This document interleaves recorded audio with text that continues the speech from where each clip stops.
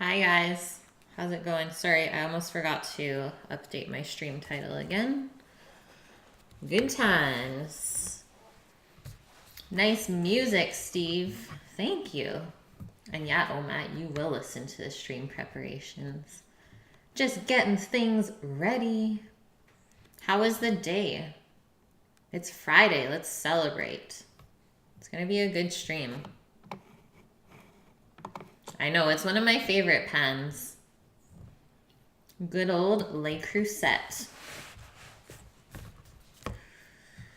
Okay, so part of today's stream is for Butt Burglar. she has requested macarons to be made, so I thought today would be the perfect day to make some. And then we're gonna make some German food for our main course. So I am doing a beef top sirloin roast, sauerbraten style, which I was looking at a couple of recipes this morning, and I've actually never made it proper, I guess. I just have used this mix. Let me take it out of the garbage. From Sam's mom that she got from Germany. So we've always used this dry mix to make our sauerbraten, and it's super, super good. So I already put that in the slow cooker before the stream because it would take about 4 hours. So for me to start it at 3, I feel like we would have to rush it for it to be done by 6. So I just quickly salt and peppered it on the outside, seared it on all sides until it was nice golden brown, and then just put it into the slow cooker / crock pot, whatever you want to call it, with that sauce mix. So about 375 mils of water and then that powder, which is super tasty. So we'll see how it cooks. I cranked the slow cooker to high for like half an hour, and then I just turned it back down to low. So hopefully it cooks in time. I'm not sure. All I know is we can't really use the oven for it today because we have to make macarons. And then we're gonna do some spaetzle noodles on the side. This is Sam's Oma's recipe from Germany. And it's very, very simple, just equal parts flour and eggs by weight. That is the key thing here. And it's whole eggs, and then you just put a little bit of salt into the batter, and then we're gonna use the spaetzle press. Good old spaetzle Schwab here, which can also be used as like a potato racer. And then that just gets put into boiling water. And I suppose they are called a form of dumplings. I like to call them noodles though, because they do come out quite long if you do it properly. And it's awesome to eat with sauerbraten. And then just really simple steamed asparagus and turnips with a lemon and herb kind of butter to dress them with afterwards. And then the macaron flavors that we're making today are, this is for Butt, the lavender with dark chocolate ganache, because she said lavender and rose were her favorite flavors. And then for Sammy, I decided to do some salted caramel, because who doesn't love salted caramel? Okay, timeline today. So, like I said, I'm doing the sauerbraten in the crock pot, and it should take around 4 hours. And if you're gonna do it in the oven, I would say cook it at 325 Fahrenheit. Oh, really, oh, Matt? Yeah, it's just flour and eggs. Super, super simple. You could also use like a strainer if you don't have a spaetzle press. Something with like pretty large holes would work. The way we did it in culinary school was we used like a big pan that had perforated holes in it. And it worked out well, just the noodles didn't really form. Like it was more just like smaller dumplings, I guess. But this way is so much better. When Sammy showed me this, I was like, what? So good. Hi, Mies, how are you? Good question, Omat. So I have some lavender here that I picked, I think it was last summer in Vancouver. Hung it to dry and then picked all the flowers off. Still smells amazing. So that's what we're gonna use. And I'm gonna blend that into the sugar before we make the macaron. And at least it's like a very natural flavor. I don't like to use extracts very much. And I guess the only thing is they're not gonna really turn purple, but I'm okay with that. I'd rather have natural flavor than something that's like fake tasting. Because typically, like, lavender extract tastes more like soap than it does lavender. That was soju, Mia. I was wondering what you ate. It looked so good. Like, there's so many veggies on there. Okay, so the spaetzle will take about 30 minutes to make the dough and then cook it. Once we make the dough, we're gonna let it rest for about 10 minutes just so that the eggs can kind of absorb the flour properly.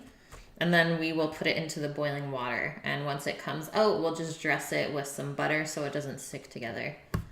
All of the butter today. I know they do contain food coloring. I mean, I do have food coloring here, but purple is kind of hard to make properly. It's very, very hard to get that happy medium using the reds and blues. At least that's what I think from experience. So the veg will only take about 15 minutes total. Very simple. Obviously, asparagus doesn't take long to cook. Okay, vegetable bibimbap. Beef cooked on the thingy, on the grill. Korean barbecue. I love it, Mies. What a great Friday meal. And then I think the macarons are going to take us like a good hour to hour and a half to make both of the flavors today. So we're going to do that first.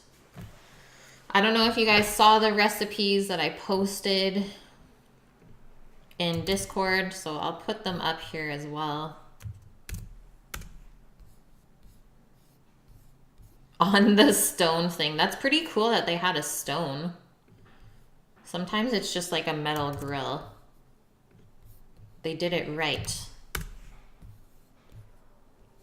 So the basis of macarons. Oh man, Mies. Yum. Yeah, when you have some good stuff like that, it is always a good time. So basis of macaron batters are blanched almond meal / flour. So I have that here with me today. And there's not actually any like wheat flour in this. So this is, I guess, gluten-free. And then you make up a meringue with egg whites and sugar. And then you just fold in the almond meal into that until it's nice and thick. And that's literally the basis of your batter. Nice, oh Matt. Fridays are for alcohol. It's so true. What else are you supposed to do?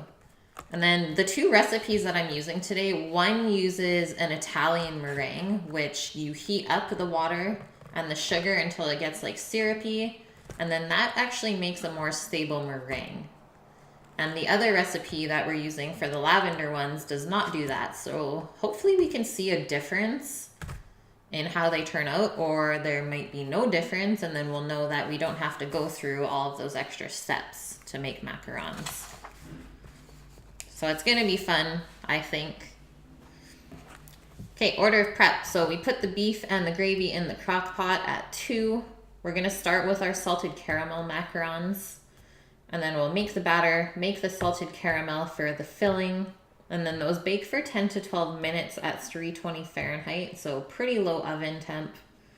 Then after that, we will make our lavender macarons, the batter. Then we'll make our filling. The chocolate ganache is very, very simple to make.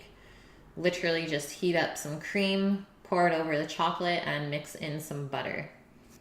And then those also bake for 10 to 12 minutes at the same temp. Once those are done, we'll let everything cool off before we assemble them, because we don't want our fillings to melt when we put on the hot cookies, I suppose we'll call them.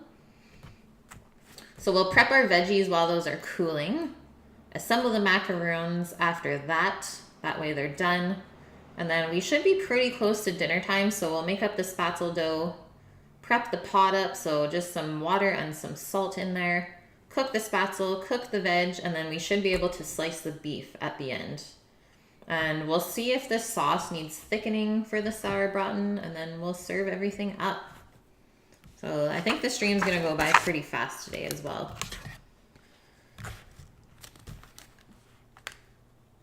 You had a Guinness Nitro IPA. What? Was it good? That sounds really good.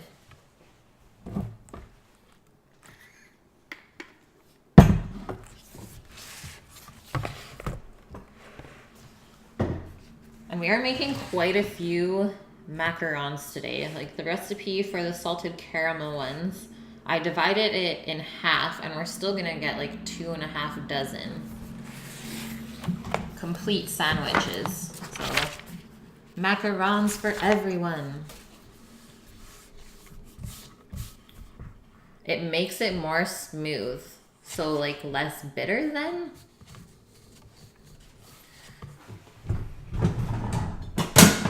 We need our sieve here for sifting our ingredients. And then the meringue is just going to be made in the mixer. So you probably want to turn down your sound when we get going to making the meringue. So first steps, line 2 cookie sheets with paper or silicone sheets. That is done. They're just chilling over there.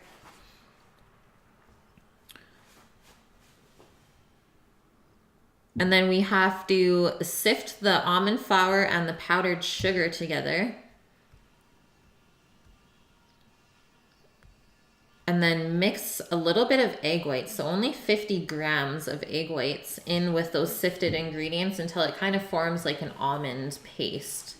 Then we'll cover that and set it aside. I've never done this before, so that's a weird step for me. Ooh, smooth and creamy. Yum. That sounds so good, oh Matt.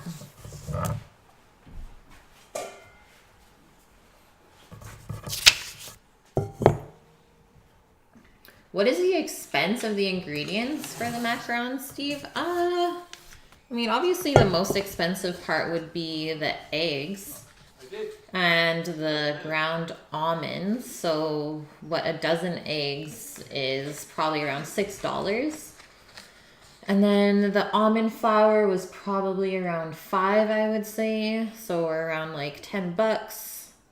The sugar, let's add a couple bucks, so we're up to like 12.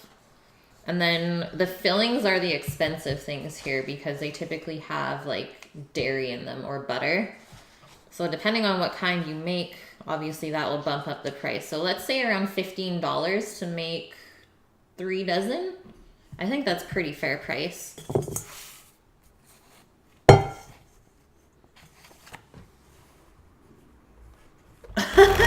Mia, do you think it's true love if the other person you're with cleans up your puke for you and holds your hair back while you do it? Of course. Just asking for a friend, Mies, or what?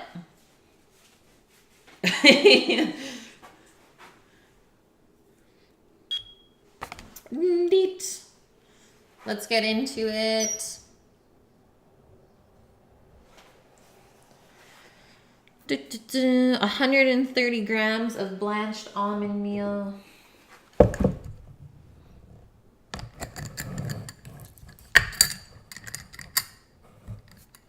Now the question is, should I blend the lavender into the sugar in the other recipe? I think so.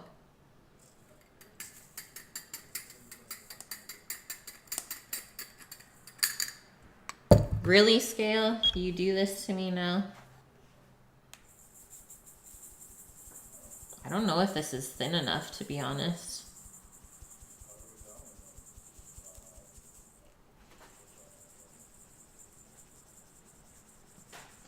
Might have to pass it through the blender.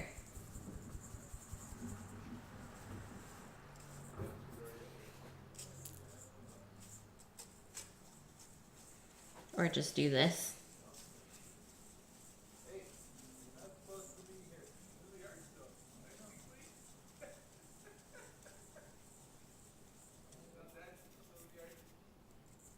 Yeah, you can post again, Omat. You can do it. Okay, I'm going to put this in the blender. We're at like 40 grams. It's going to take forever. Post the linkies. I put them back up. It's a must. Mies, that's so cute. I don't know if Sammy's ever done that for me. I don't think I've gotten like that drunk around him yet.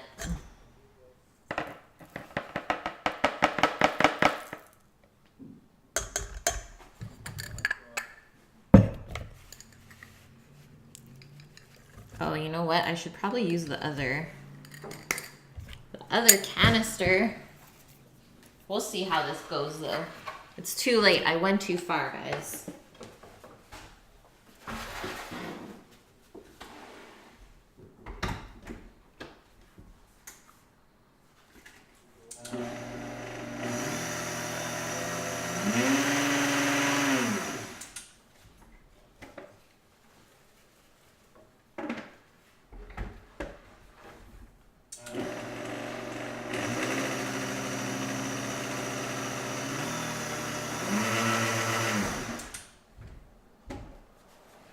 Okay, maybe there is a reason why there is a dry container.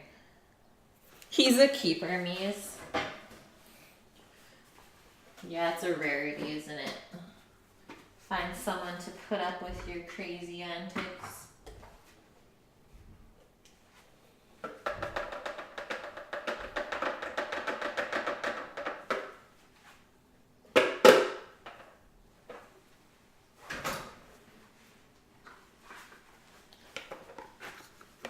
No viruses. Accidentally drunk? I love it. Oops, I got drunk.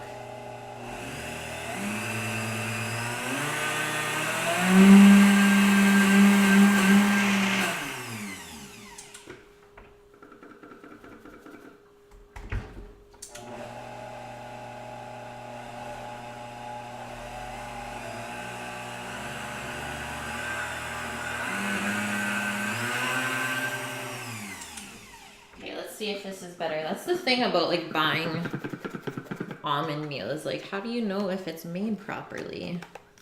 The struggle.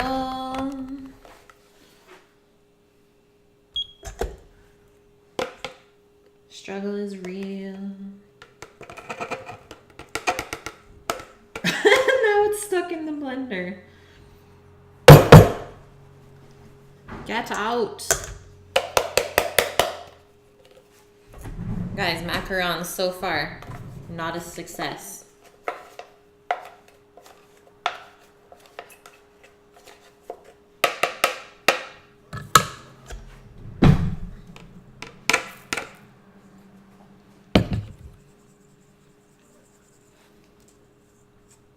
Man, that didn't even do anything. It just made it stick together.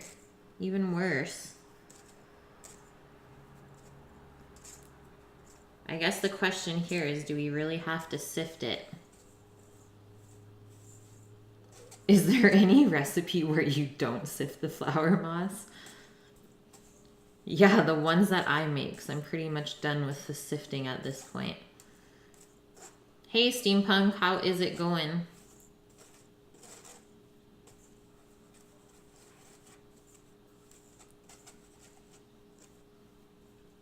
Well, I think I've given up on this stuff. It said put it in a blender if it's like too thick to go through the sieve. So I do that and now it's just like clumped up. The hell?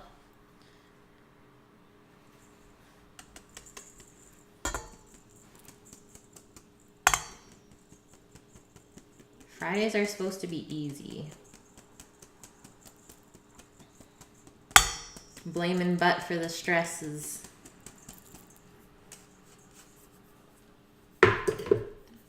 Sometimes you just have to say, screw it.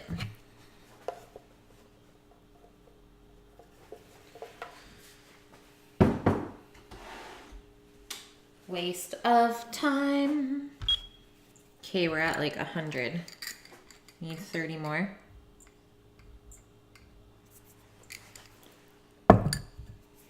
Okay, that was like half of the jar, so let's hope we have enough almonds for the other recipe.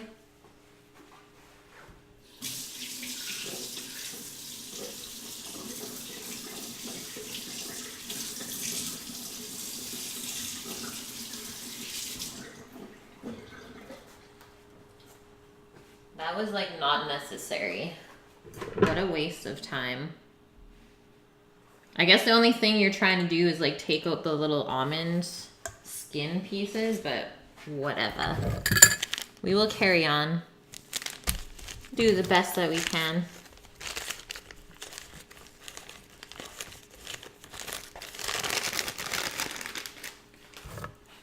Now equal parts going in of the icing sugar or powdered sugar. 130 grams. This should be a lot easier to go through. Hopefully that fixes it.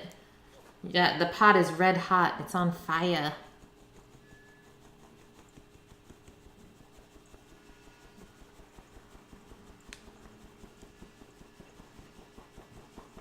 Now the almonds bunged up my sifter. We're bunged up. I can't do this. The scale turns off.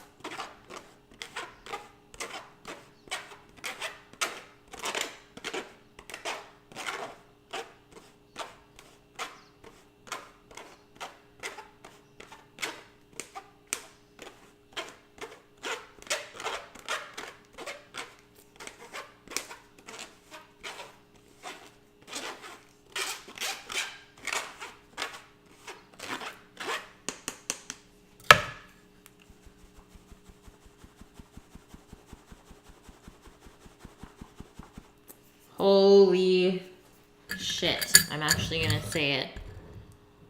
I'm going to run upstairs and grab a different strainer now, because I can't deal.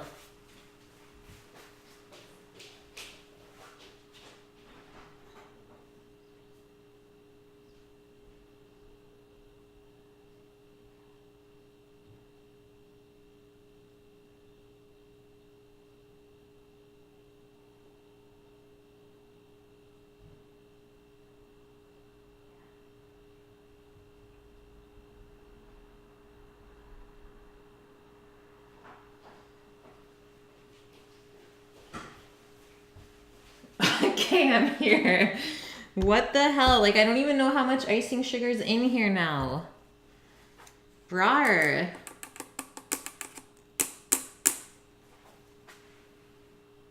That's what I say to you today.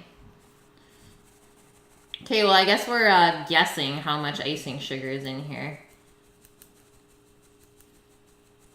I think we were close to like 40 before.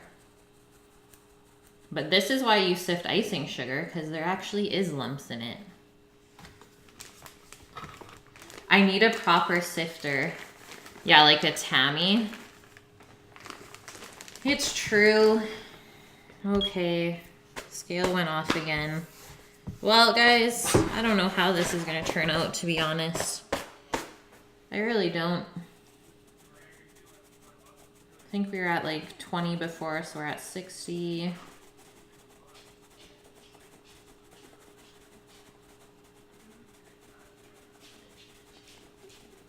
Yeah, macarons are supposed to be sweet. Whew. The bull shocked me. What's going on? Okay, we're at 100. And it turns off. I don't get it.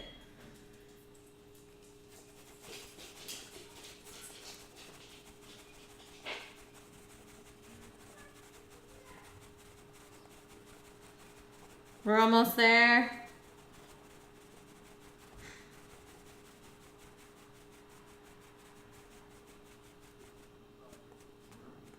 Is it actually going in the bowl or just like on my arm though?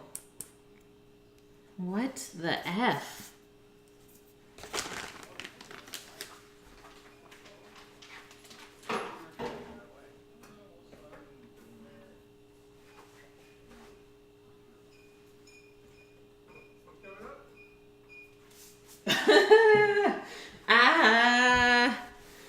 I quit, guys. That's it. I'm done. I'm gonna have a beer. I'm gonna enjoy this Friday. Holy shit.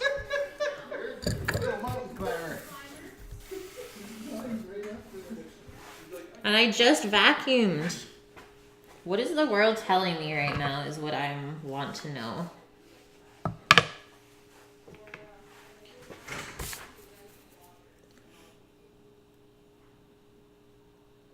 I know steampunk, like what the F is what I'm saying. And now we have to mix in 50 grams of egg whites.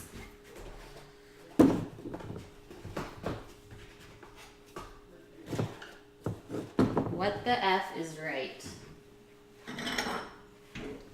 Can we all just get along, scale? Have a beer, yeah, order a pizza, all will be well.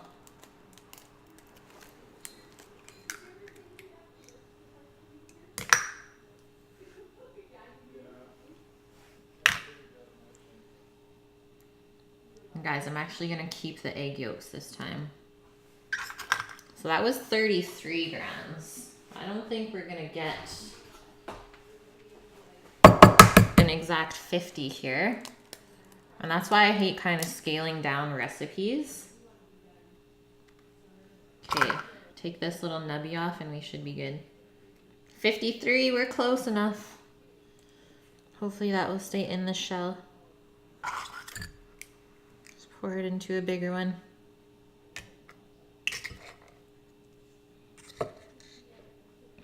Okay. We're making progress.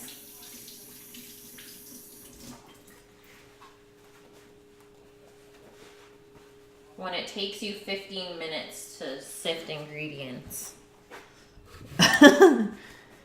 Not conducive to life. So now this gets mixed together until it forms a smooth paste. All right. Get out of here, scale. Not friends. I don't know how this is gonna work either. Ah.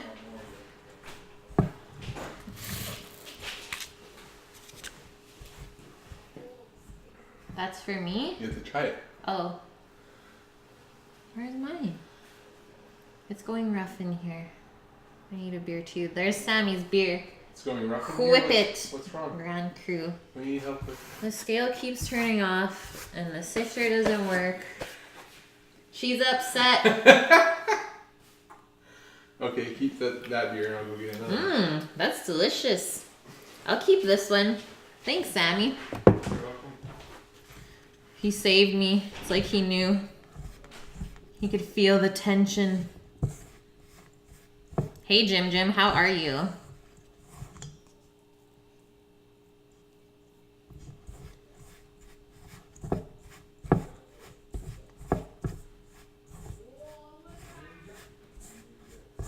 I don't know what's going on outside. Yeah, sift it.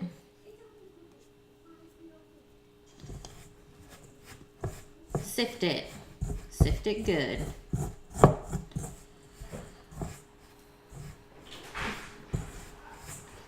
Oh, Matt, are you crazy? Me order a pizza without pineapple on it? What? Has that ever even happened in my life? Once or twice. Okay. Sammy with the facts.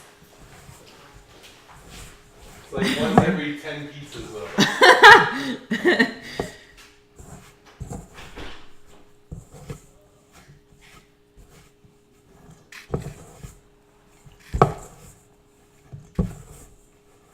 It makes good entertainment. Well, that's good. This ain't no Food Network. Things don't always go right. Just gotta roll with the punches.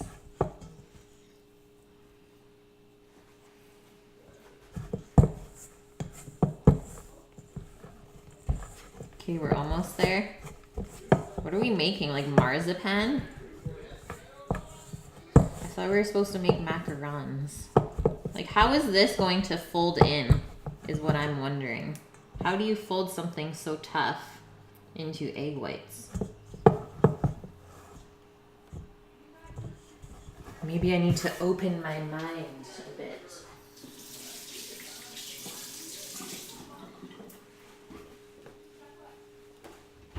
Okay, covering that. Yay, Thule. You're one of them.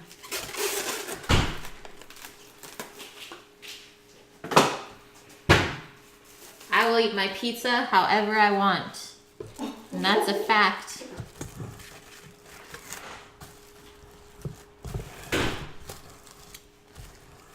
You're almost just as bad as a vegan trying to tell me I can't have pineapple on my pizza.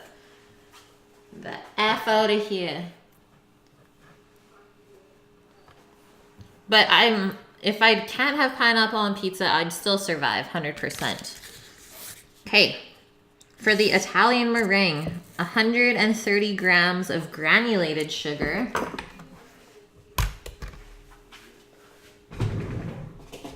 All of the sugar. Yeah, they're sweet. Oh, Matt.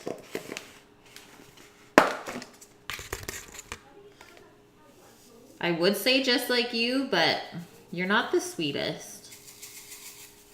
You're more of like a sweet and sour.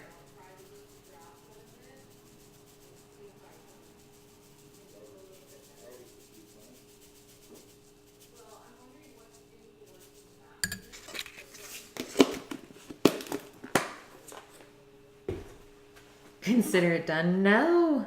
Yeah, I called you sour. Sweet and sour.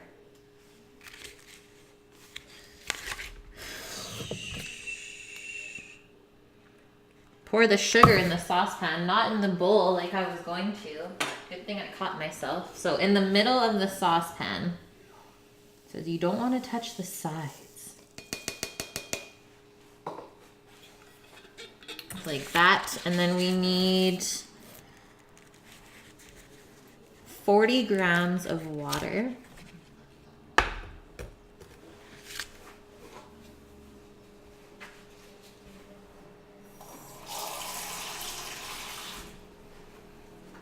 And then you pour the water around.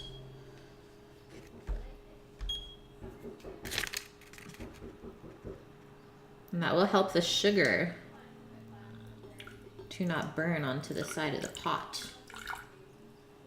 We went too much, 46, YOLO.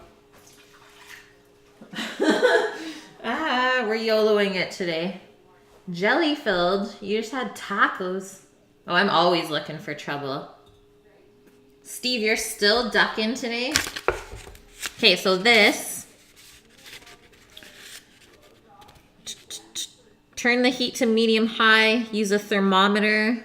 When the sugar reaches around 244 Fahrenheit is when it goes into the mixer.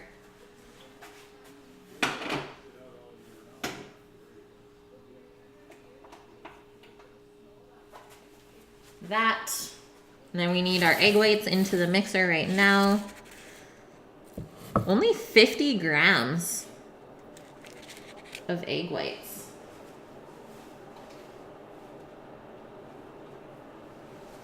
And then I'm gonna just put a little bit of lemon juice in. Kind of similar to yesterday. I guess we're doing meringue all the time now. Meringue all day.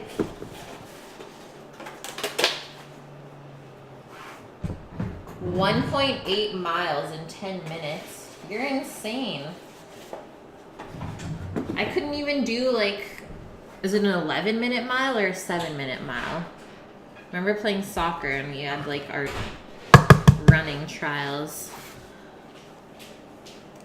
When will I order the pizza, oh Matt? I'm not going to. It's going okay again. We'll survive. What's up, Betty? Puppet wants some water, please. Get in there. The camera's down. Grow up.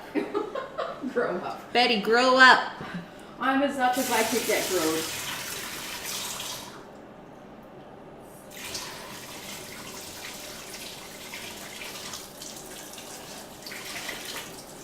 Yay, OMAT for conversions. Okay, that was 44 grams. And the other egg yolk fell, or the white fell out. And it touched the yolk. You can never have your egg whites touch the yolk if you want to whip it. It will not work.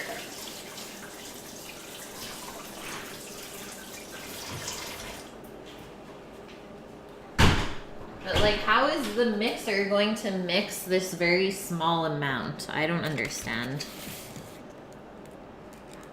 I thought this was a good recipe.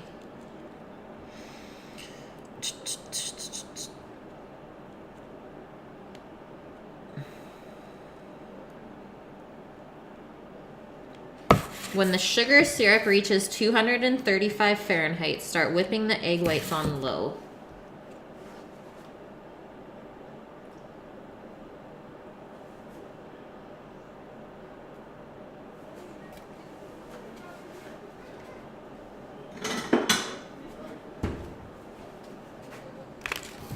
Well, I tried to save this stuff, but I don't think that worked.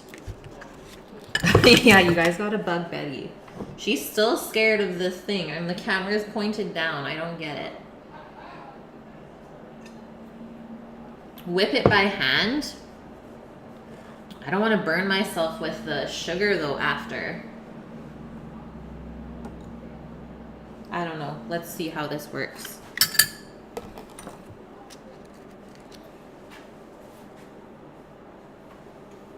Go. Go, go. We can also start the salted caramel right now while we wait.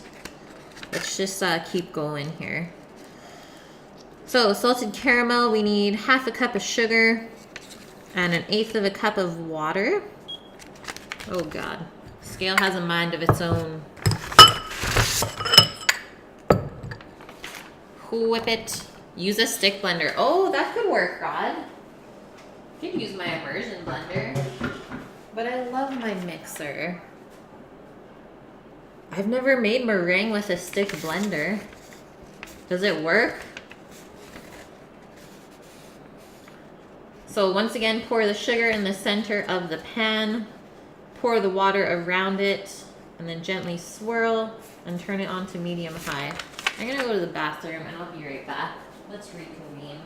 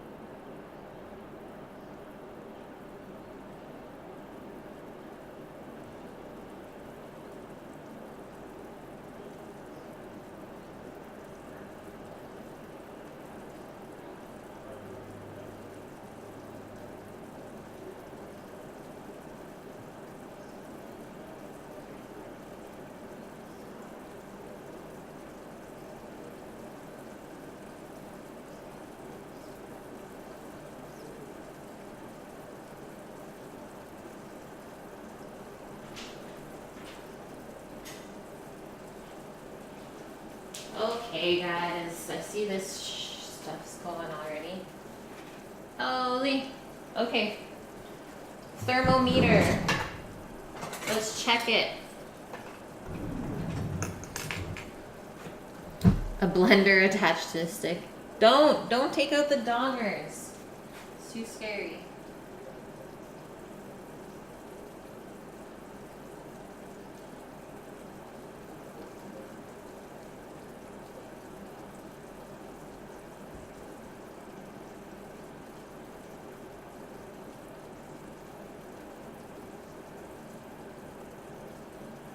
We're at like 110, so we definitely have a way to go. A ways to go. Okay, let's measure out our more sugar. I'm probably gonna have to get more from upstairs. Yeah, if only Butt was here. The F is she doing? This is gonna be our caramel pot. Just notice that this cup was a little wet. Don't want my sugar to stick.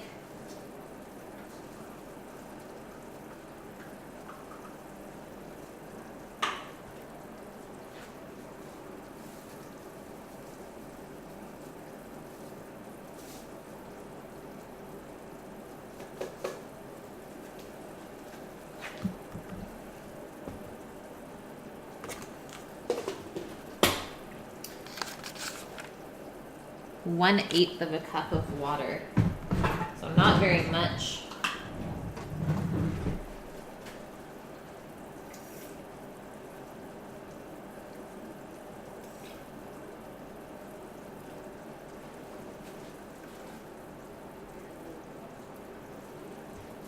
It's happiness.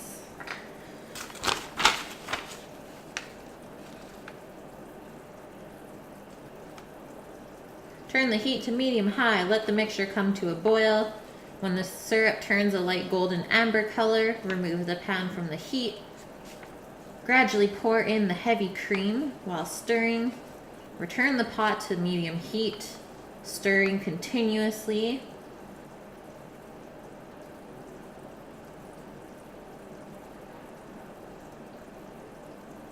Still with it on medium heat, add in the butter. So we need 2 tablespoons of butter and 1 1/4 cups of heavy cream. Heavy cream. Real heavy.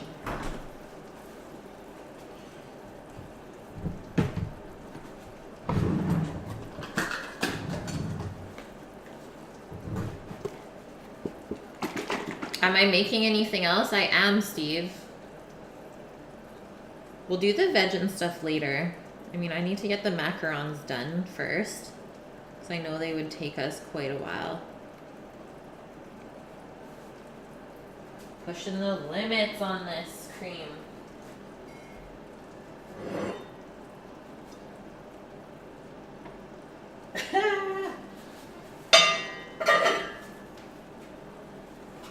Taking all the risks today. Let's check this. See where we're at.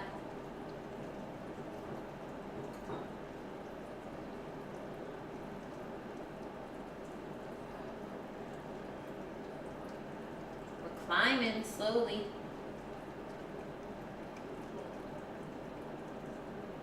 Going up to 150.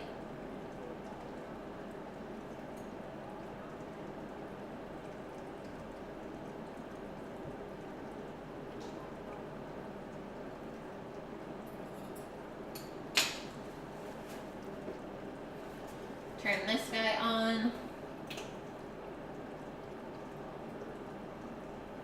Mid-high.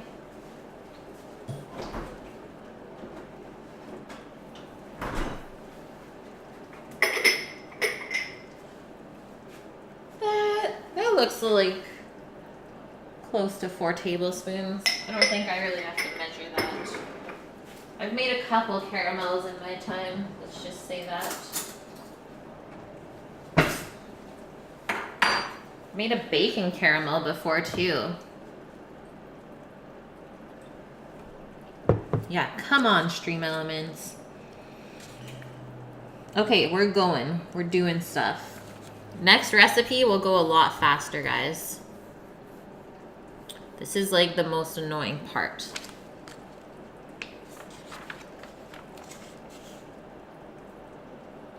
So we'll eventually take a third of the meringue, fold it into the almond paste. This is very weird. I think all of the air that we made in the meringue is just gonna come out, but we'll see. We shall see. Yeah, we're just YOLOing it. Screw it. You want to play this world? I'll come right back at you. Gonna get my piping bag out. And the tip. Just the tip.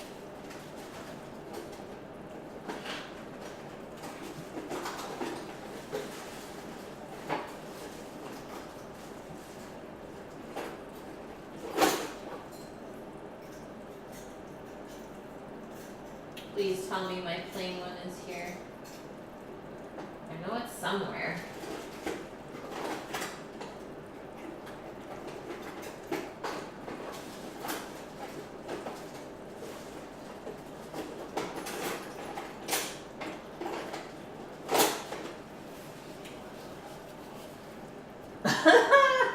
Today is a day, let me just say that. We'll just laugh it off. And why are we making caramel? Ah! Oh, Matt, pizza coming up ASAP.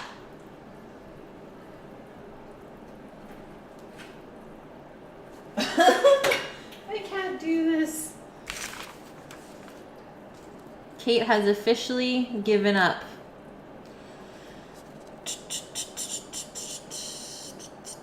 And I can't use this for the meringue because it's not the same amounts. Sugar turning brown. Yeah, can we just like stop? I'm over it.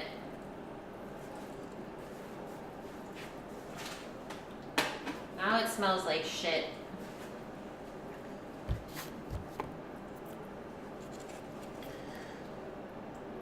Woosa? Woosa.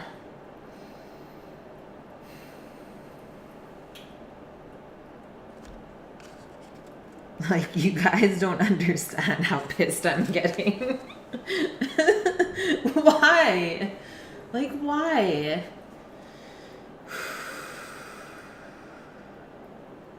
Okay, we will restart. If it doesn't work again, then we're gonna say fuck it.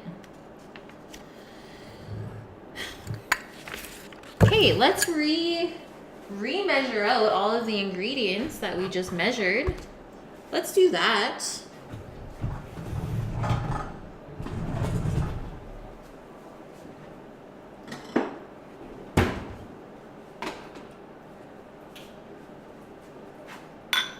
Calls herself a pastry chef.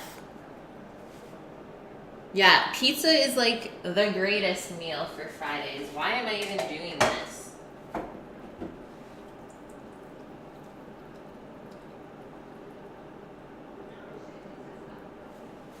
All I can say is good thing Butt's not here.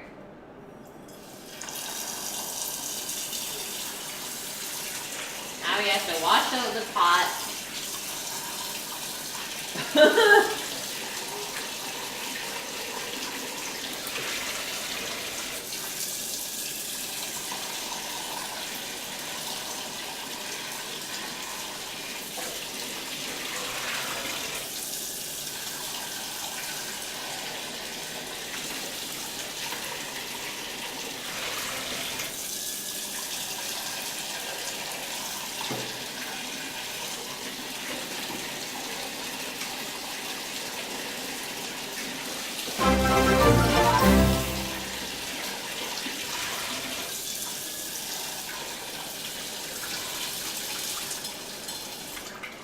Getting splashed in the face with water.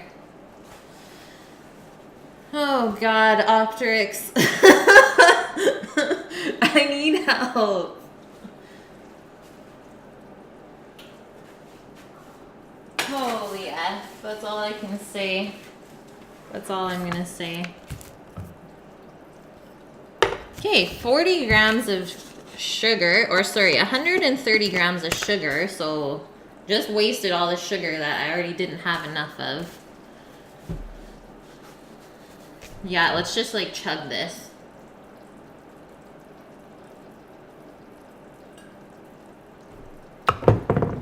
So good.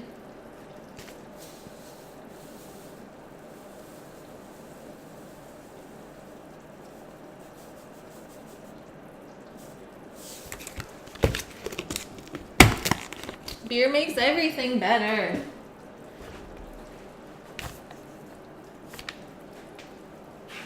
Restarting.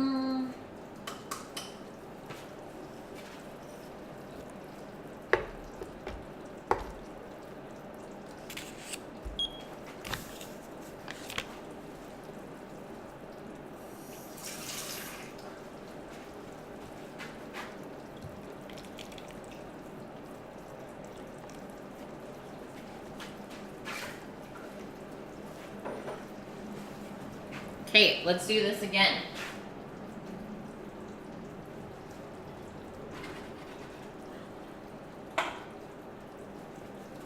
How about you don't?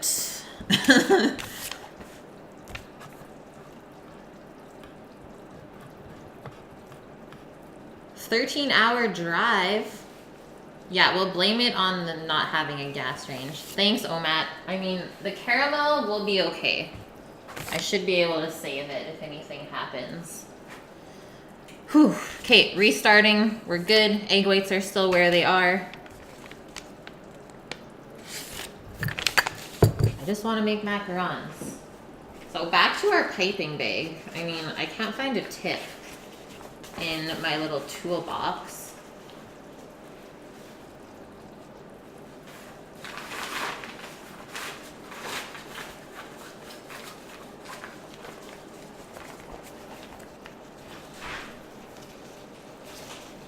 It's not working. What's not working? I burnt the sugar. It's not a day. Omat says, just say screw it and order pizza. I said I'm in. I can go buy some donuts. No, they're not. They're overpriced.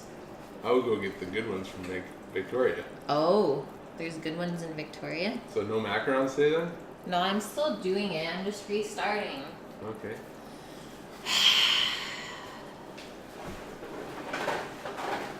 We're having She's pizza. losing it, guys! Oh, look, I found it. Yeah, I'm losing it for sure.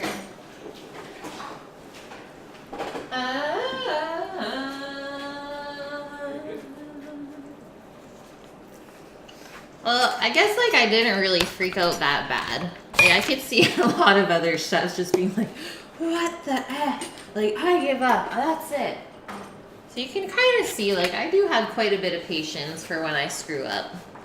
Stuff happens, man, that's life. Yeah, just keep the beers flowing and then everything should work out. Okay, so the bubbles in our salted caramel are just starting to get bigger. I don't know if you guys can see that in the pot, but that means it's almost there. Asparagus is your fave. I got some really, really nice asparagus too. It's like the size of my pinky.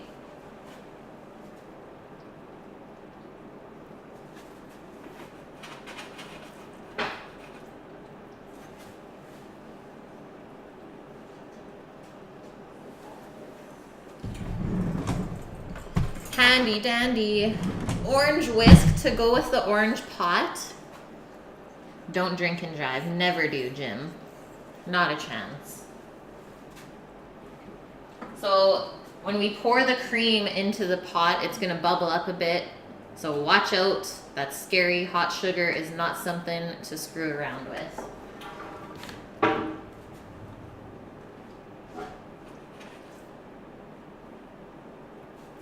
So it's just starting to turn amber. And here is the sugar that we made before. So way too dark for a caramel. If I took it off like a minute earlier, it would have been okay, but that ish is garbaggio.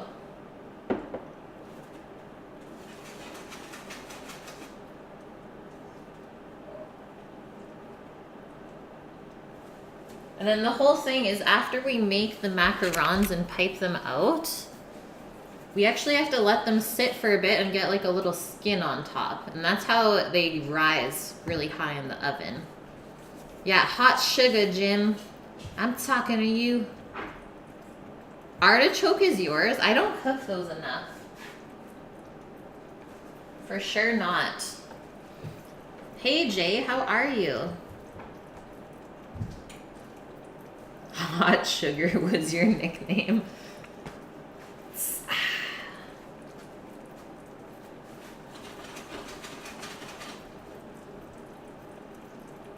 Go, caramel, go. Okay, let's retemp this, see where we're at. We're doing it. Oh, she's climbing quick now.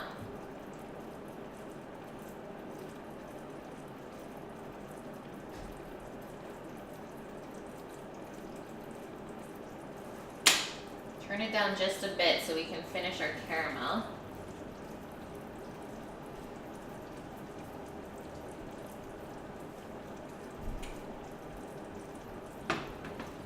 It's almost there. Once it's all that really nice and amber color, then we pour in the cream, add in the butter, and we should be good to go.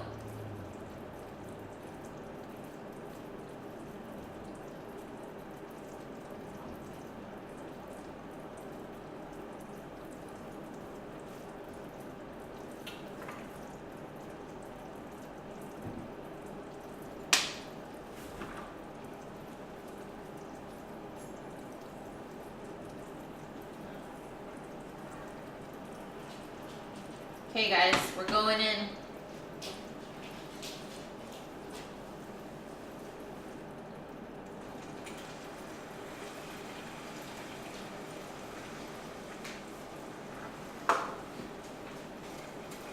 Would you like a beer? A what? A beer? I already have one, thank you. Okay. Guys, what is going on right now? Ooh. I am going to call this recipe quits if this does not work out.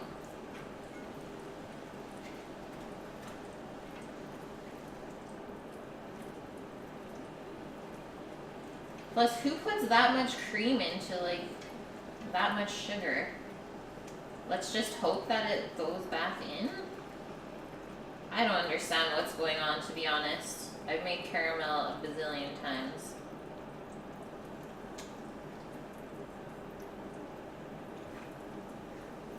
gonna turn that down to low.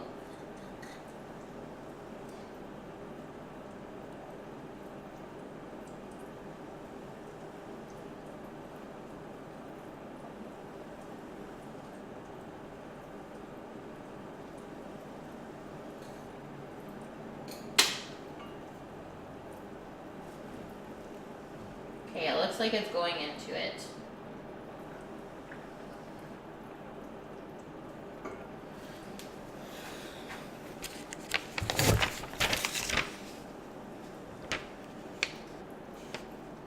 Stir constantly with a wooden spoon to prevent scorching the pot. It's normal for the sugar to seize after you've added the cream. Okay, so everything's gonna be okay. I'm watching the pots. I'm gonna start doing this meringue.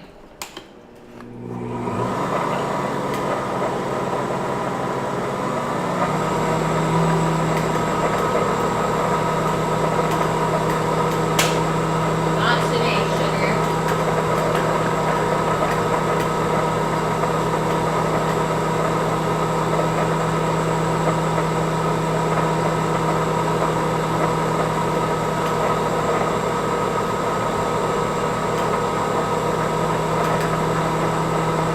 How is that caramel though? I'm not understanding that.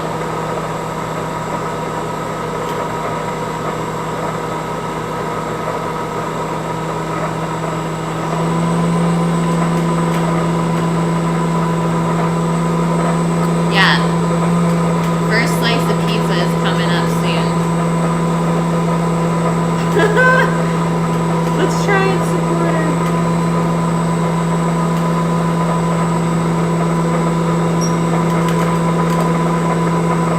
Okay, so we need that to go pretty frothy. I don't know if this sugar is gonna work out, to be honest.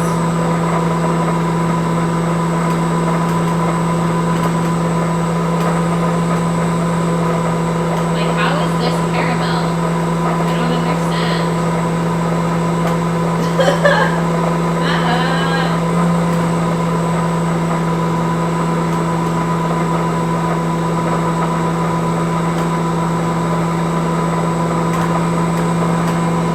So it's pretty much caramelized. I don't know if this is gonna work, but let's start.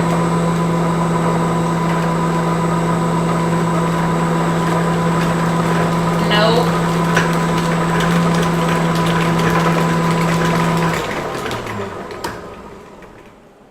Alright, we are not doing this recipe. I'm done with it. Done. Literally followed everything to a T.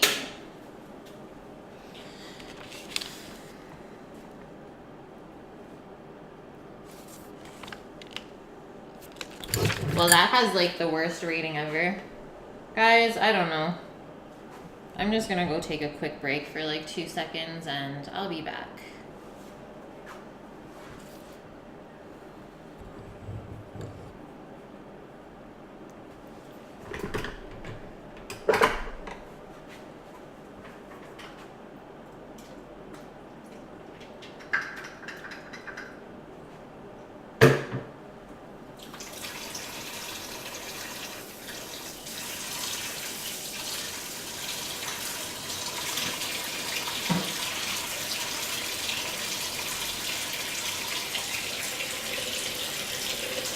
First off, that's a huge waste of ingredients. Let me just say that.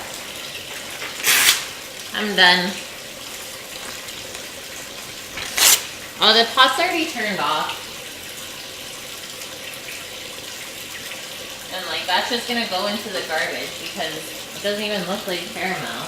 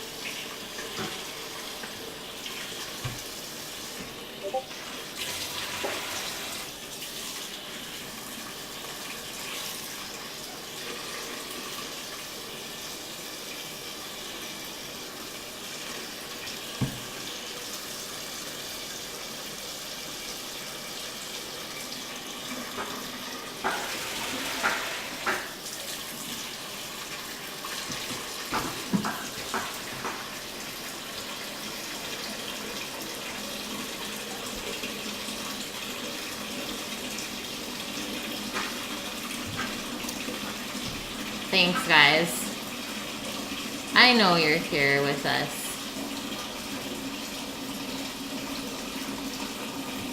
Yeah, story time. I mean, we haven't even done fun facts or anything really yet. Yeah, caramelized walnuts. I mean, I haven't made macarons in like 8 years, so.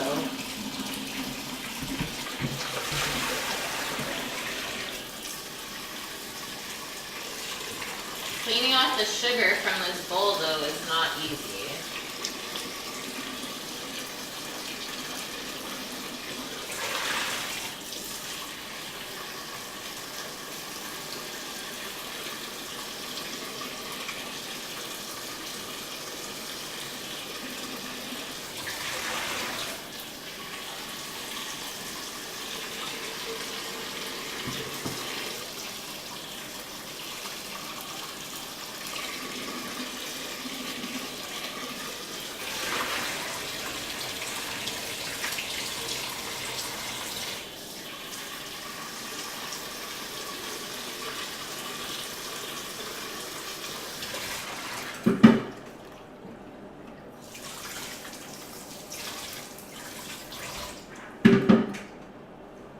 Let's move on to the lavender ones.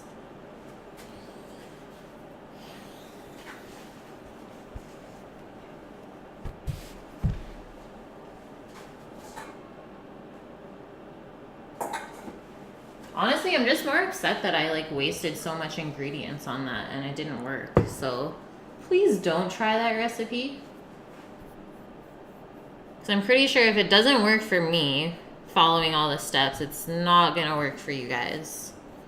And I didn't want to make 5 dozen macaroons, so I divided it in half and it still didn't work. So maybe it's a really good thing that I didn't make that whole recipe, because that would be even more waste.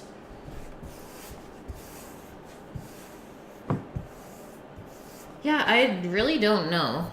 All I can say is that this recipe has no ratings, so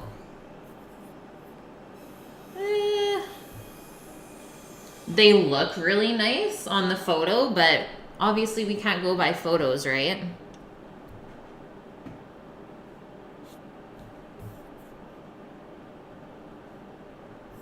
I really wanted those ones though, because I don't love lavender that much. Yeah, you can't always trust the internet. So screw that. I mean, now we have that almond paste and stuff that has to get thrown out, which is not cheap. We have all of the stuff already mixed together. Whatever. Yeah, ducks you up the butt for sure. Oh God, and this next recipe, so it says ounces. Are we thinking that's like by weight? Can I make something else with the almond paste? I don't know. I really don't know. I guess I won't throw it out. I'll just leave it in the fridge.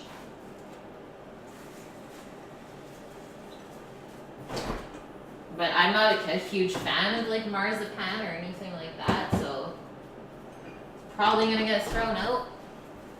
I don't typically cook too much on weekends because I like to have time off to actually enjoy other things. Da, da, da, da. So 7 ounces of powdered sugar and 4 ounces of almond meal.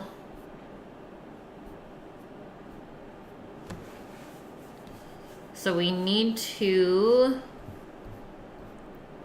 mix the powdered sugar with the lavender, which we have to clean out the blender now. Almond cake or almond cookies. Yeah, let's go. Let's go.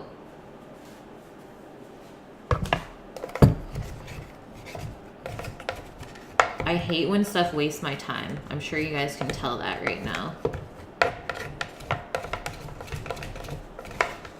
It's like the one thing in life that we have no control of. So when something wastes it, it's like, thank you for nothing.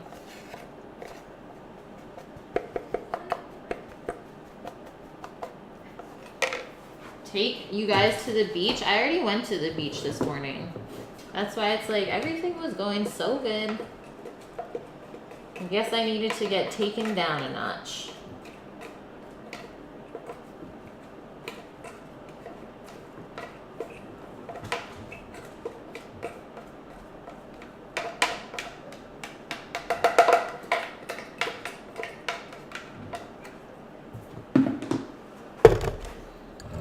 Oh, the plant boxes are so nice. There's like 3 huge cedar boxes. Oh, thank God. But won't be home for like 25 minutes. I'll just go quickly take a photo and post it on Discord.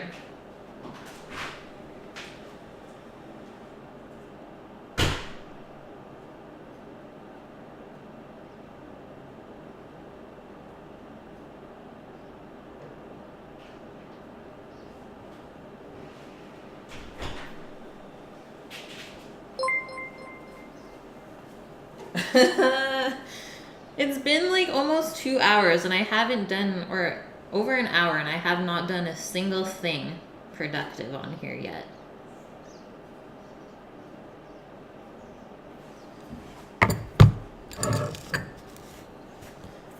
Hey girl, thanks for the follow.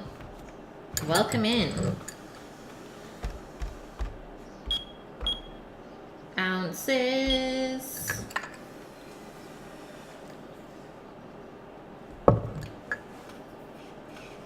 Where's my sugar?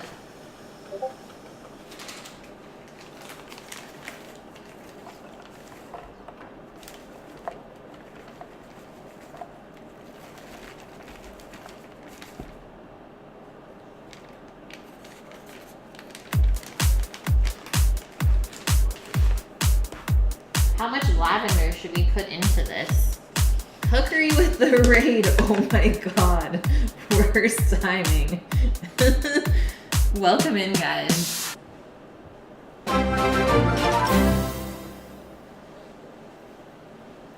Thank you so much for the raid. And honestly, we are just restarting a recipe right now. Tried to make salted caramel macarons and the entire recipe did not work, so we're doing lavender and chocolate now. Boots and cats and boots and cats. Nice. I haven't heard that in forever. And we're having a beer. Cookery, how was fridge clearing Friday?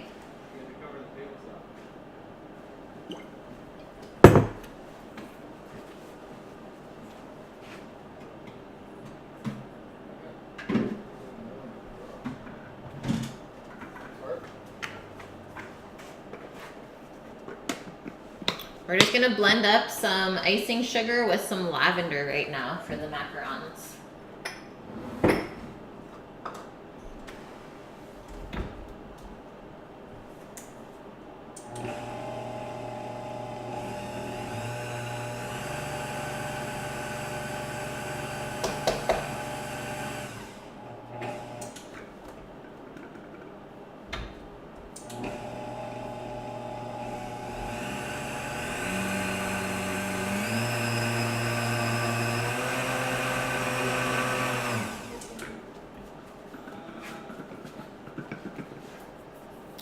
Oh, leftover rabbit stir fry. Homemade rice noodles, nice. Don't say beer, why not? Is there too much beer going on today? It's sunny out, we can't help it.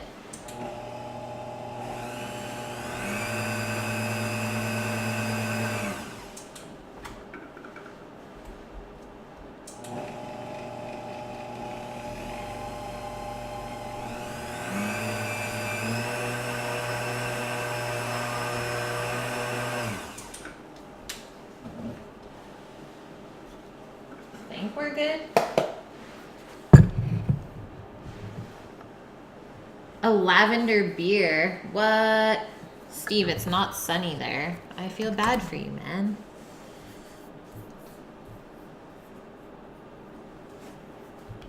And then we need 4 ounces of almond meal. Hopefully we have enough left.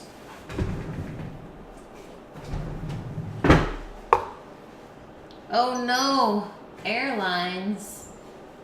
You're broken. Too many beers consumed. Sounds good, Lemon. Thanks for being here.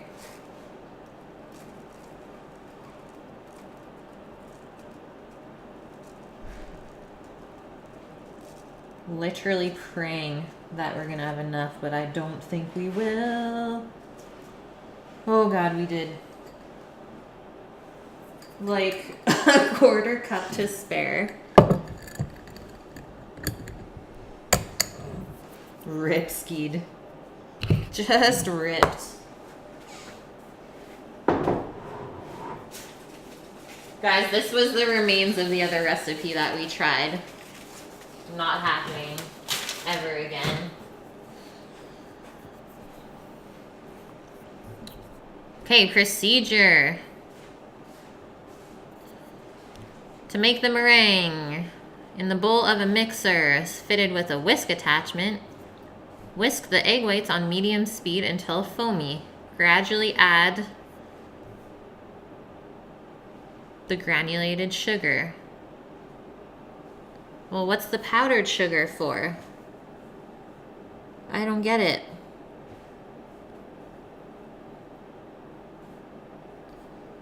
Guys, am I missing something here? Oh, word up. Pulse the powdered sugar with the almond meal.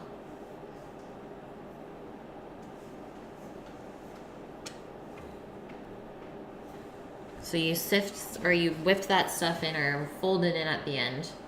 What do I think went wrong? I honestly don't know, Lemon. Like, there are so many steps in that recipe. I followed every one. Like, it's 2 pages full, front and back, of what to do. And it's like, make the caramel, and it's okay if it seizes up when you put the cream in. My mind's just like blown right now. So that's what's sitting on the stovetop right now. Because we went to make the caramel. We poured the cream in and the caramel literally just seized up on the whisk. So let that like dissolve in and it's still just like soupy. It's like a sweet cream. I'm not sure. Yeah, just catch it on fire. And then the first time we tried to make the sugar, it burnt. Haven't done this in a long time, but we're gonna power through it. Okay, so we need 4 large egg whites. This I can do.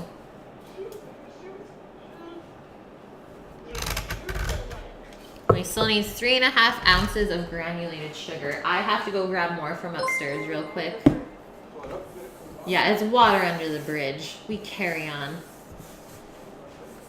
Caramel under the bridge. Stank ass burnt caramel. Thanks for the follow, Airlines. Be back in 30 seconds.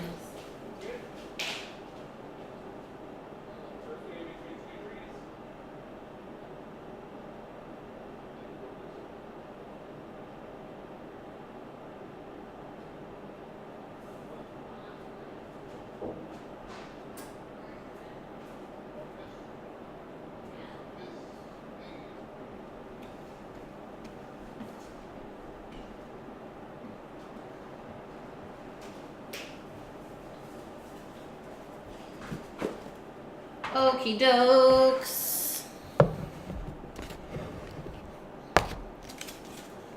Graceful changes. I love it.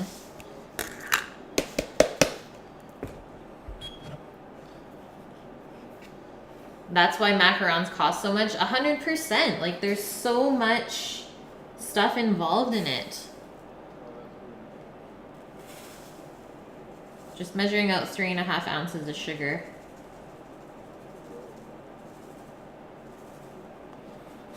And like, I wasn't even scared to make them today. I was super excited. I was like, oh yeah, this is gonna go so good. But now it's like, I don't know if I can do it. I don't know about that.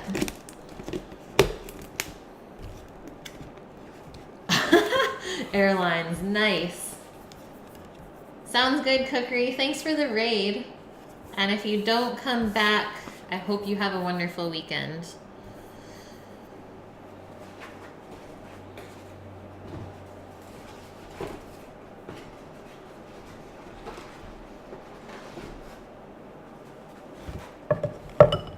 finally done with the scale.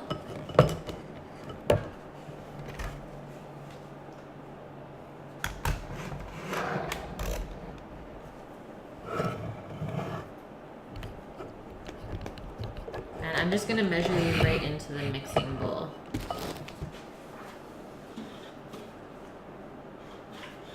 Washed it out with really hot water. Pretty sure I got all of the sugar that was stuck to it off. You want to make sure there's no fat in the bowl either, because that will prevent our egg whites from whipping.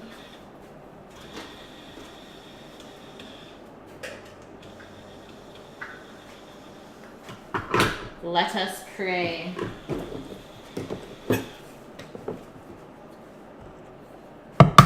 I'm excited for sauerbraten, yeah. I would totally just say screw it and like carry on with dinner. That's why I'm really here today. The sauerbraten. Macarons, overrated.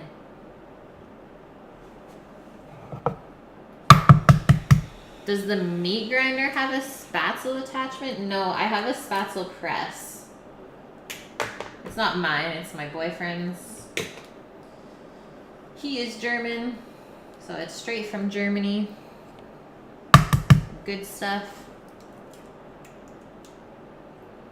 Oh, but at the same time, Optrix, this mixer can come with like, I guess a cookie press. And a pasta press. I don't know, I'm restarting the Lavender one. You're okay, you got it. Hey, look, actually some like egg whites that can whip up. Not just 50 grams worth.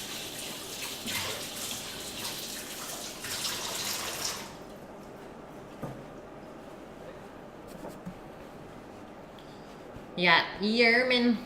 Good old Yerman.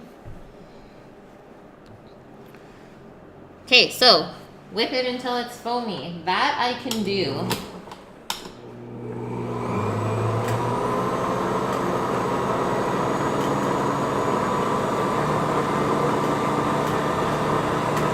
Whip it.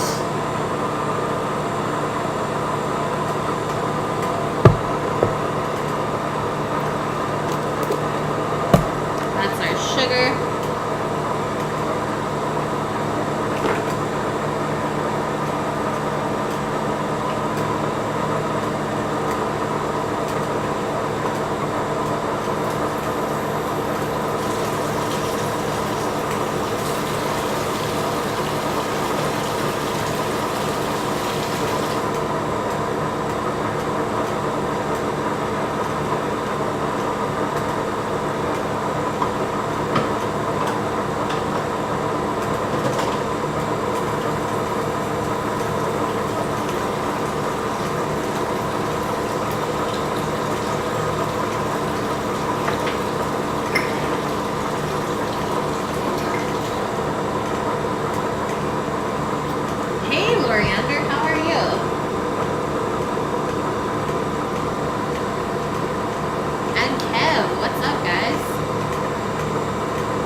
Yeah, don't watch it turn. You might get lost.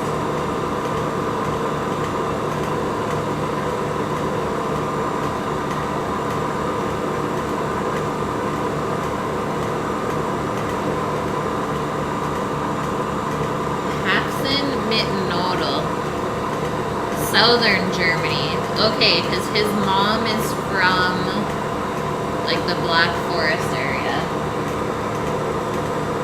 Okay, these are nice and foamy. And you know what? I'm just going to put my splash of lemon juice in here.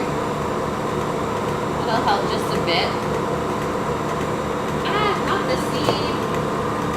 It's gone forever. Roulette, lemon seed in the macarons. Take note.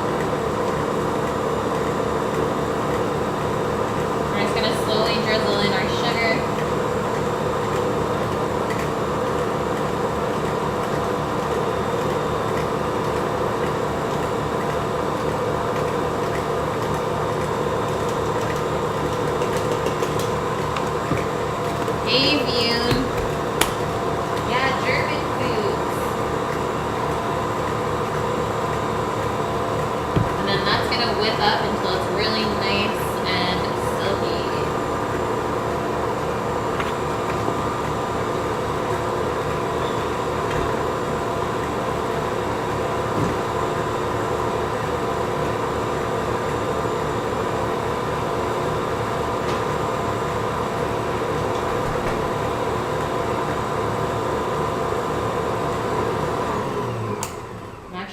gonna do a little scrapey scrape.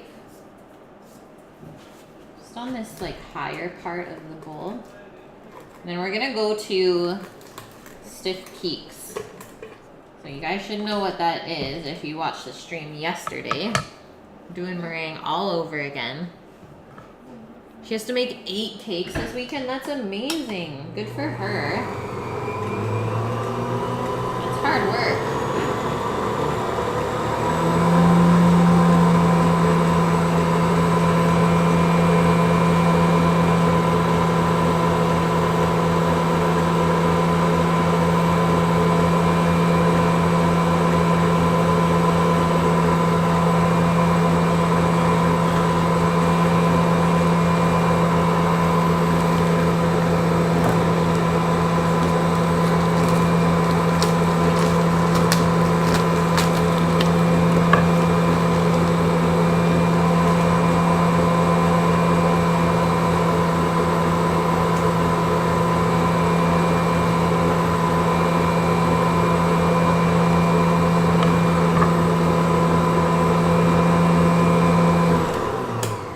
Let's see where we're at.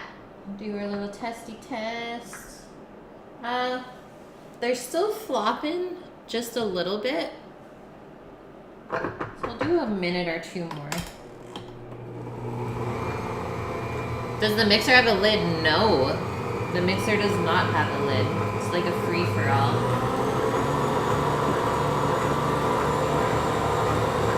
That's the fun part, so don't get your hair or anything caught in it.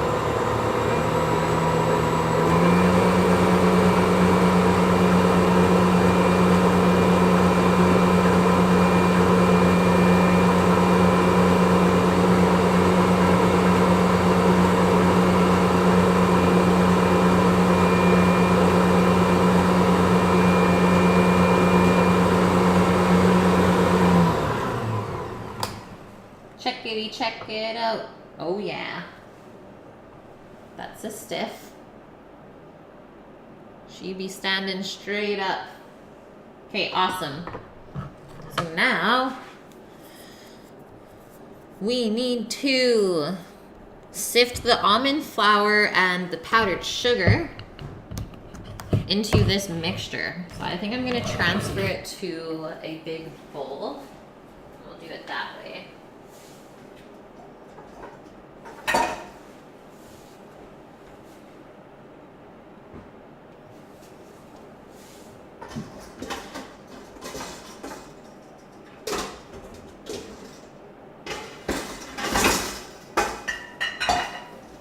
I think that's the one downside of this mixer is like it having that thing in the middle. It's hard for you to like fold stuff into it. Whereas the KitchenAid, you don't have anything stuck in the middle there. So you can like do all your stuff in the mixing bowl, right? That's probably the only downside of this mixer so far.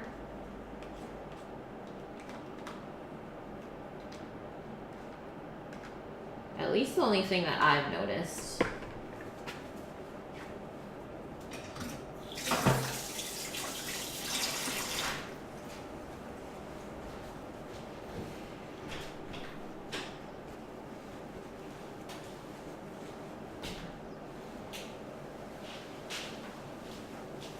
It's pretty expensive, guys, but it's so worth it.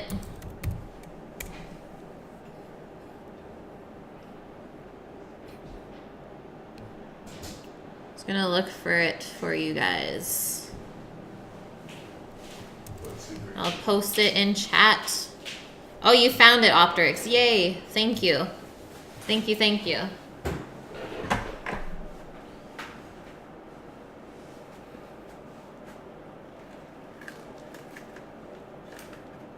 So gently take the meringue out of this bowl.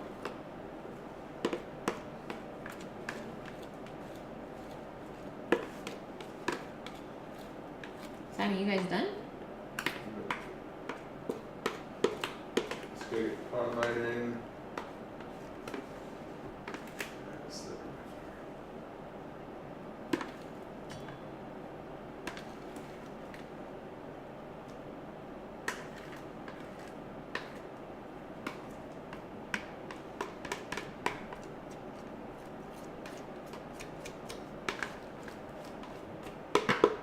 And we will see if we can sift this almond meal into here.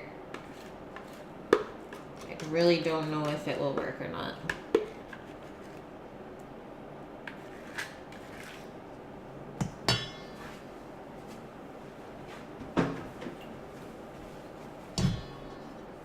Kind of flatten it out a bit.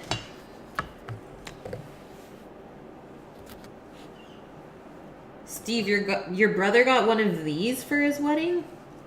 That'd be insane. Yeah, it is linked in my Amazon gear, guys. Cookie dough, so it has another beater that's just like a single beater for the cookie dough, and it actually worked really, really good. It whipped up in like no time.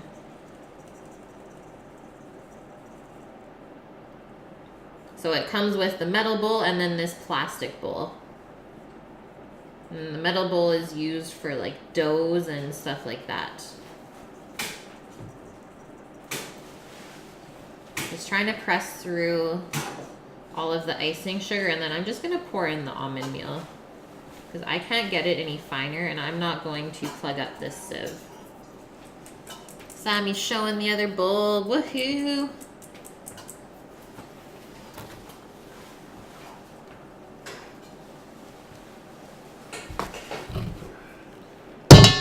Ooh. Watch it.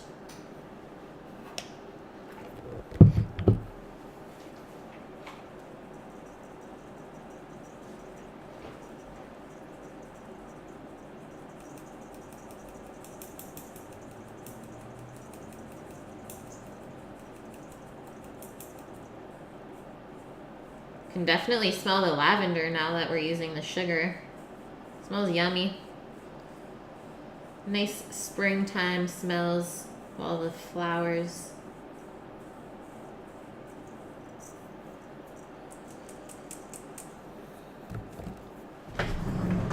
I'm gonna grab this spatula instead because it's better for folding.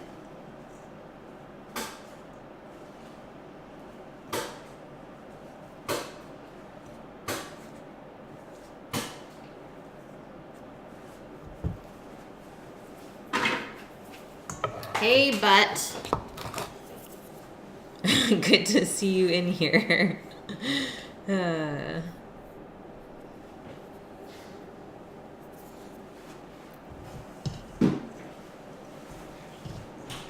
then guys, I'm not putting any food coloring in this. I'd rather have it just more natural looking. That's why I blended in the lavender instead.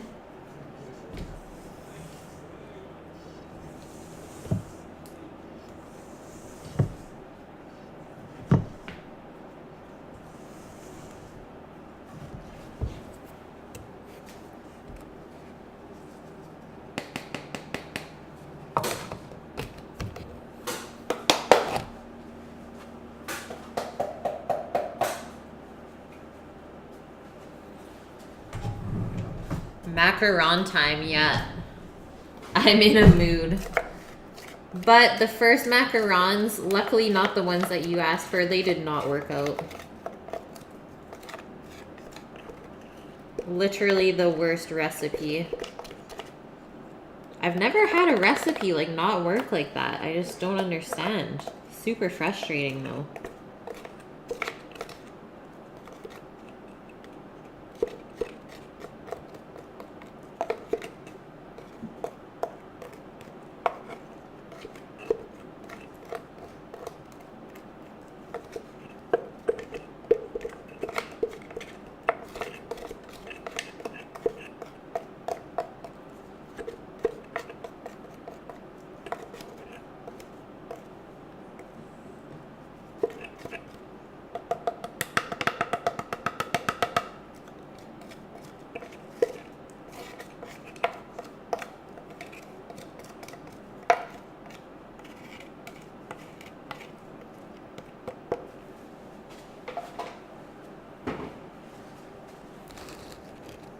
Shit hit the fan, pretty much. It's okay that you're late, but We pretty much just made the meringue for yours. We're just folding. Yeah, keep me on my toes for sure. Ghost Man, welcome.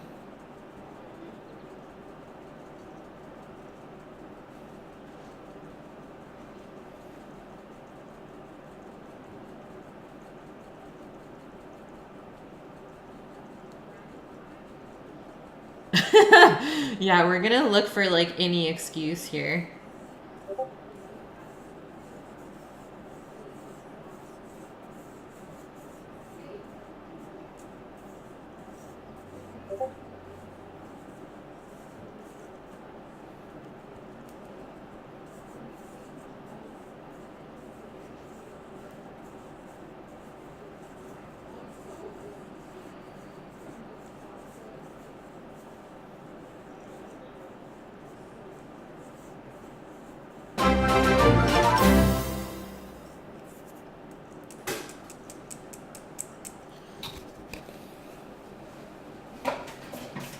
We're folding.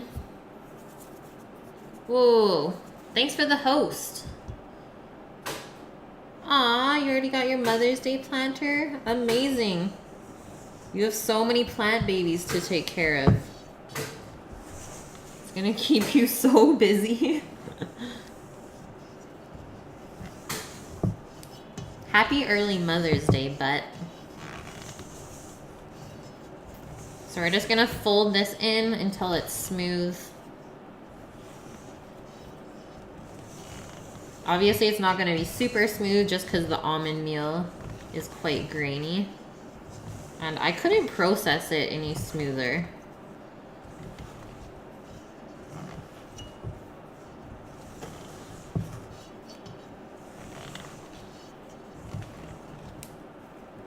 That looks good. Now I'm just gonna clean up this mess a bit. It's bugging me. Then we're gonna get to piping.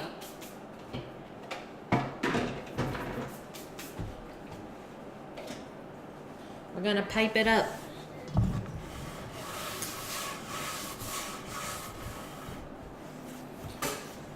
I walk in the club just to pipe it up.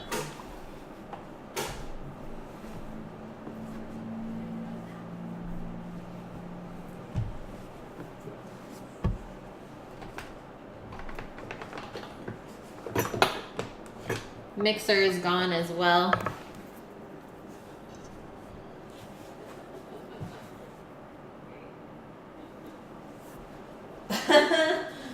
Rushton girl, you're still here. No babe yet. What is going on? It's just not ready. It's making you wait for it.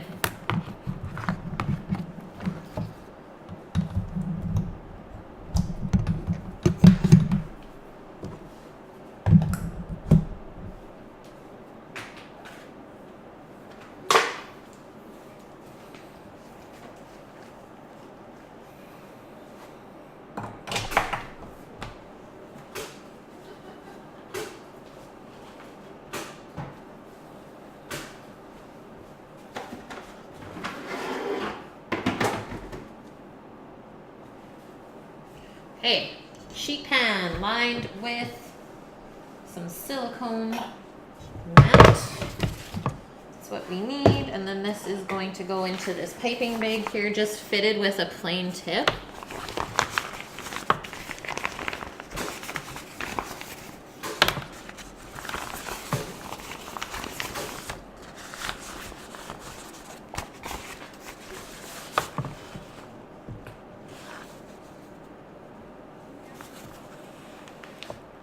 And then I kind of use my hand to just hold the spatula as I take it out of the bag, and that kind of scrapes it off.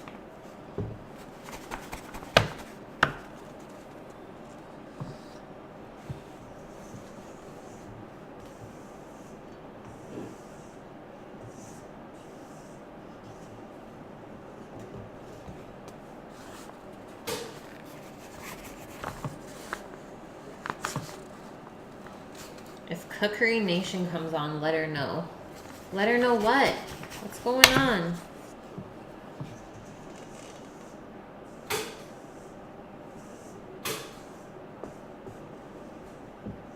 We're gonna stuff this bag.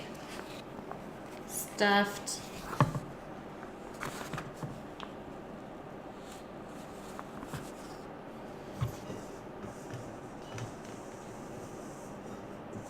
But I will have you know that I used lavender that I picked myself in this. So I picked it last year, dried out the flowers, and then picked them all off and saved it for myself.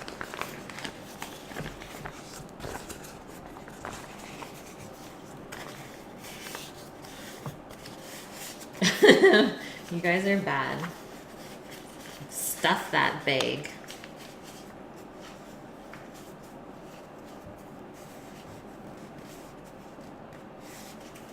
And then I think the macarons get piped to like around an inch or an inch and a third.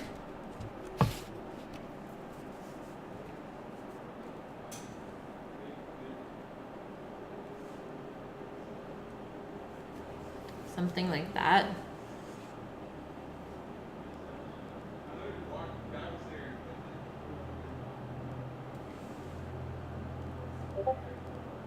It's a pretty thick batter though, I'm not gonna lie. Because you can tell by the way that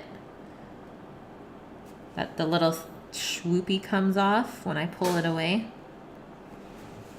The little tip. So a perfect macaron would not have that. Let's try and stay away from that.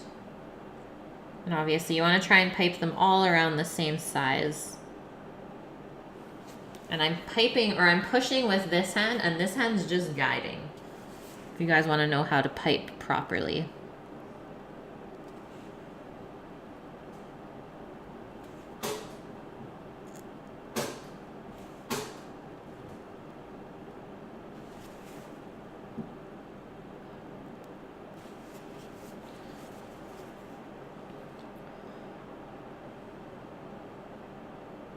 Oh, you thought the baby was coming, but not yet? So not today then.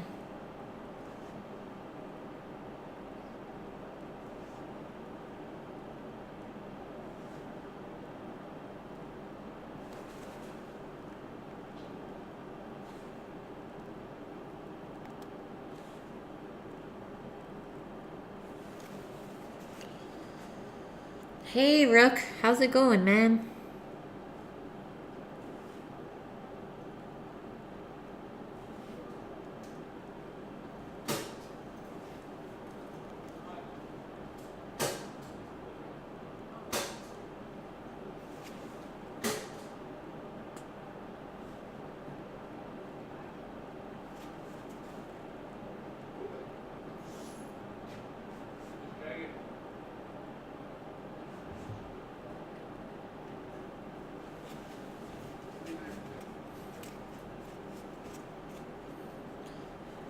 Yeah, I could do that too. Oh, Matt, you would. Pulling away in a circle motion, let's see. Nah, it still has it.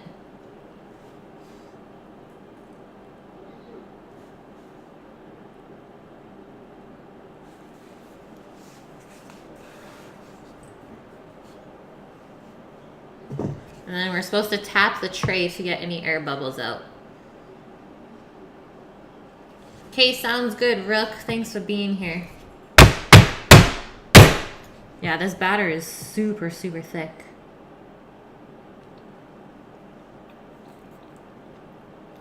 It tastes like lavender, though. It tastes good.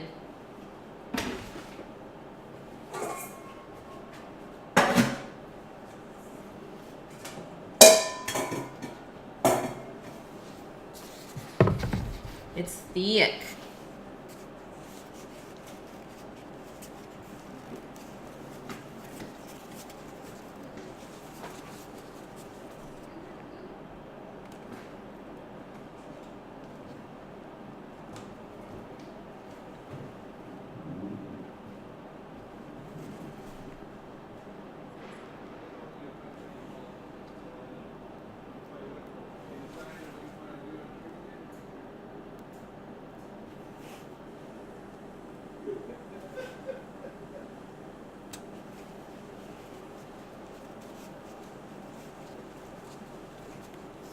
Yeah. Oh, Matt's just left to the dust.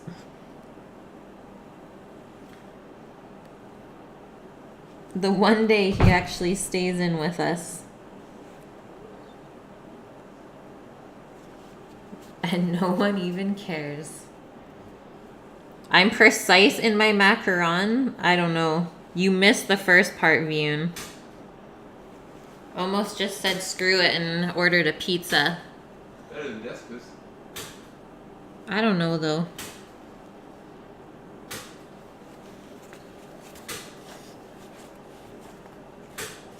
I like the lavender as long as it's not overpowering. So that's why I didn't use any extracts or anything like that. Should be the last one here. If we can even get it all out. Yeah. Okay, it's a little small. That's it, guys. So now it says we have to let this set. Grabbing the air bubbles out. We have to let that sit so it gets a little skin on it. So about 10 to 20 minutes. But honestly, this batter is so thick that I don't think that will make a difference. It's okay. Oh, Matt, I know you have to go somewhere this weekend. Quitter. I know, the dongers have been raised. Triple milled lavender soap.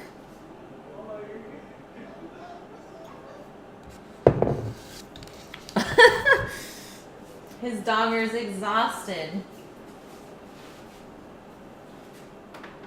But that's okay. If these have to sit, let's just set like a 10-minute timer. And then we can also turn our oven to 320. That's what it's gonna bake at, 320 Fahrenheit. His donger's exhausted. And then we can make up our dark chocolate ganache while we wait. And this is gonna make 35-ish sandwich cookies. Amazing. And I actually have to go to the bathroom again. I don't know why. It has to be the beer. But we'll start after that.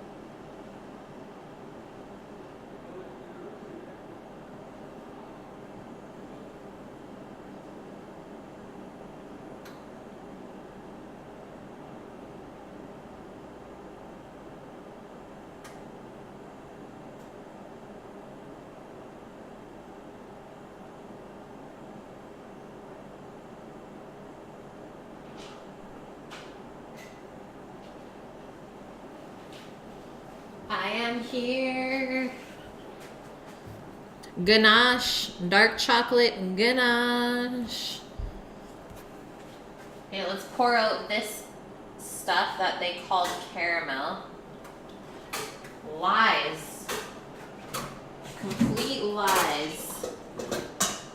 Just a mess.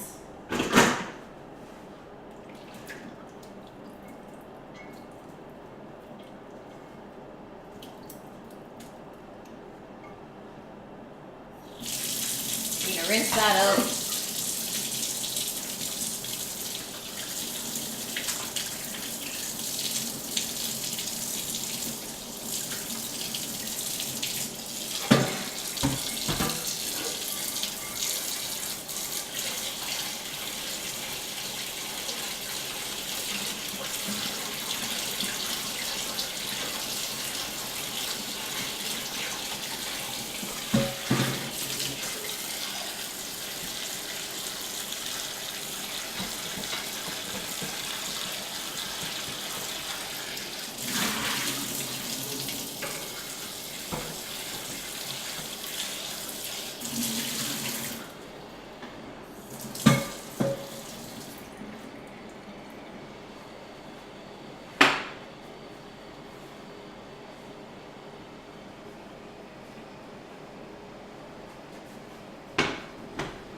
then we need to heat up some cream. Your donger is always raised. How do you do it?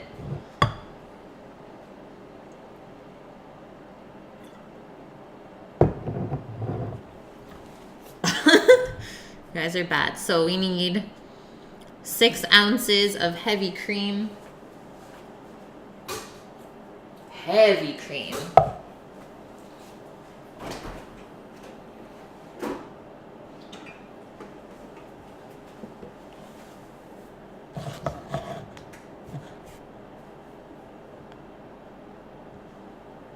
AKA 3/4 of a cup.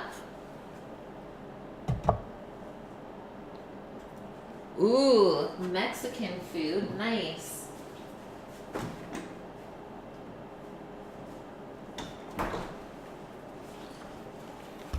Then we also need 8 ounces of bittersweet chocolate or dark chocolate.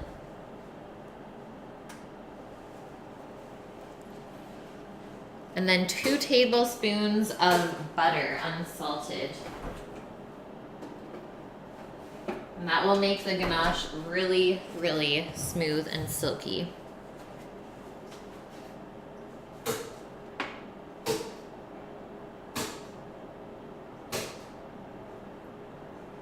let's turn this on to like medium-high heat. Wrong one.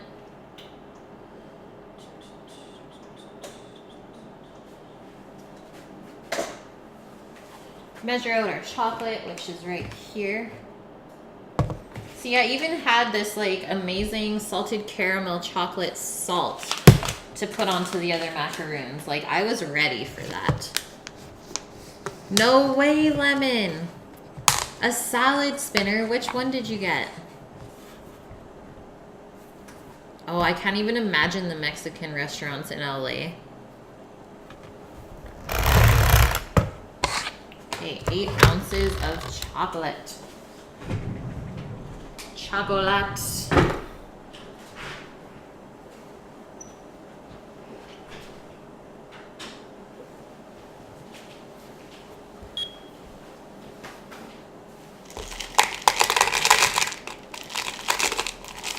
That's a lot of chocolate. It says it yields 1 cup.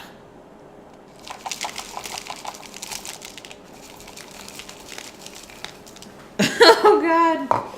Good thing there's more.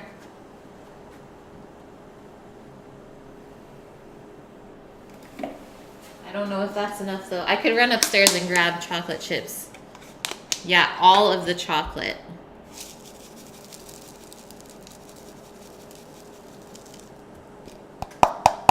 Seven and a half. Thanks, Sammy. Butt says hi. Hi, Butt. Okay, 7.5 ounces, guys. I will go grab the other ½ ounce of chocolate chips from upstairs. Sorry, you say hi, Butt. Yeah, hi, Butt. Hashi.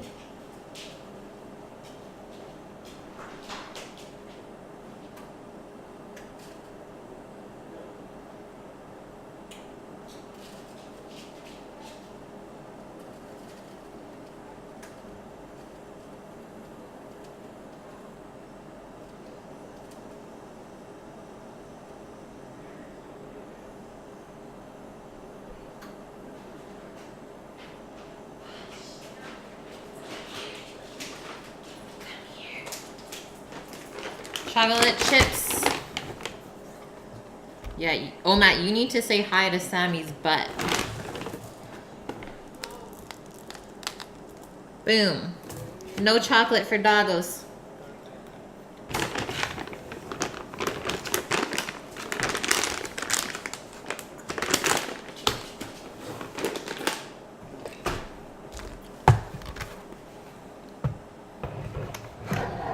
I know, Lemon. Salad spinners are life. Okay, that's not quite hot. Not quite hot.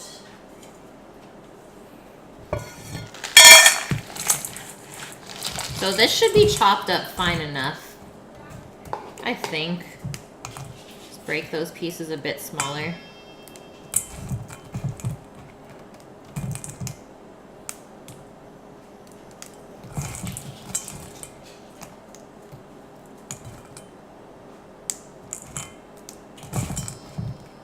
I always let the cream sit for a little bit when I pour it into the chocolate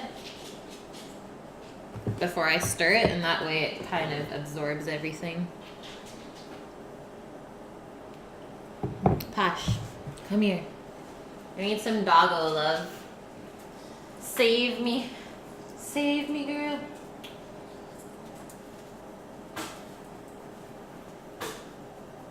Hey, give me a kiss.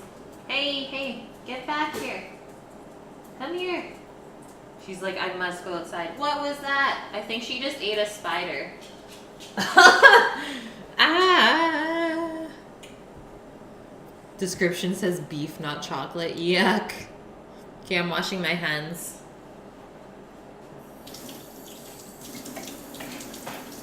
Beef macarons. Now the beef's chilling over here beside me in the slow cooker.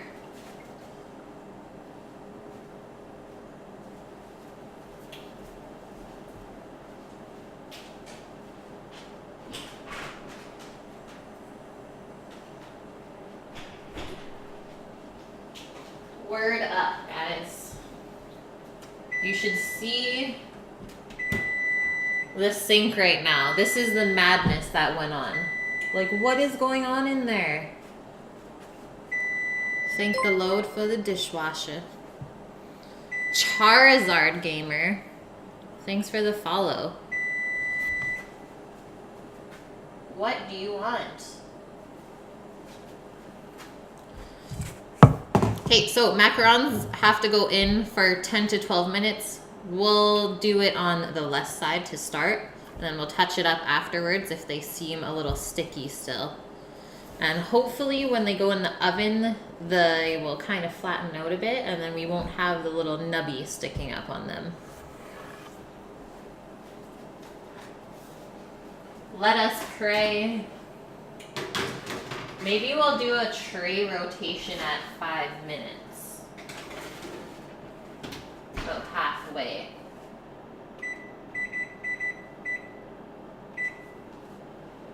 Ooh, hello, cream.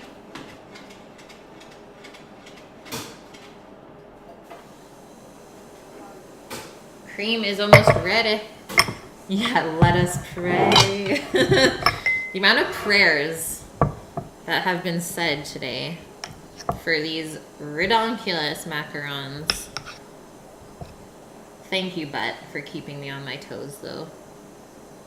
Somebody has to. Yeah, otherwise we have to lop it off. Savage.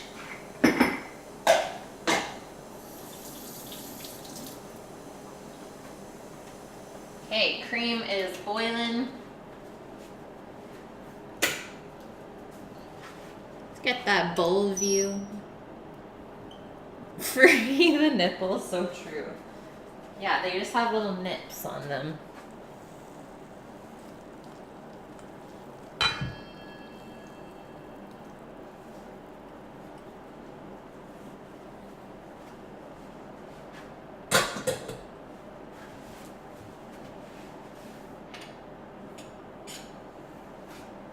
R.I.P. thermometer. R.I.P. Got fudged up with the sugar. Not looking forward to dishes tonight. It is not too challenging. Just the first recipe I picked was so bad. I need to do this. I need to make sure I can still do everything. How does one get to request a treat? By either giving biddies or donating. So you're pretty close. It looks like Rook is going to be at the top again, but I'm sure if you ask him nicely, you can take his request, is what he's been doing for people. Guys, where is Tristan today? I'm surprised he's not in here. He's really stoked usually for Fridays. But I just saw your planter. It's so cute. I'm messaging Tristan right now. Being like, are you okay?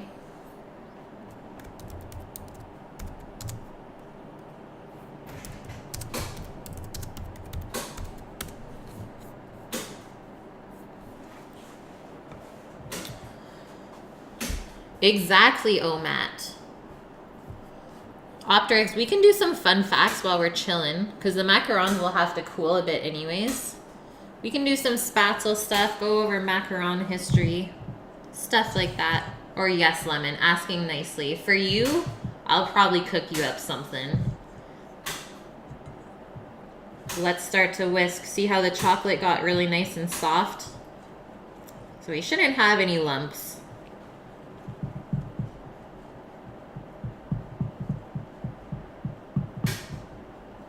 And then this will sit out at room temperature until we go to fill the little cookie sandwiches later.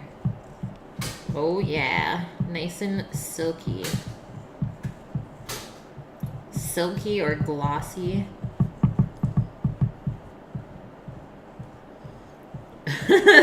Oh, Matt, thank you for the first fun fact. Yes, caramelizing sugar.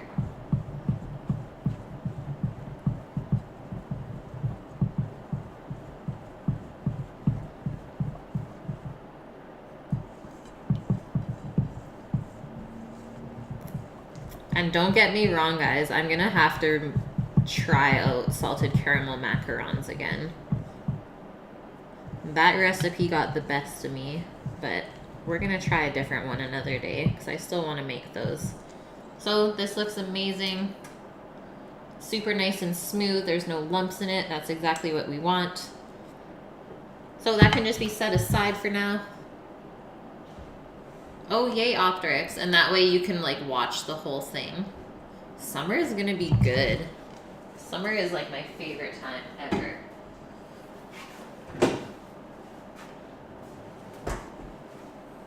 So we have, like, 30 seconds on the macarons, and then we'll switch the trays around. You don't even like salted caramel? Insane.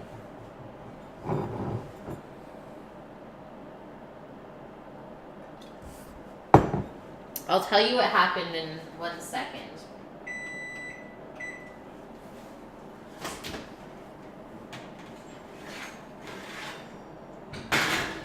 They're working. They still have their nubbies. They still got little nipples. Let's do 5 more. And that will be 10 minutes.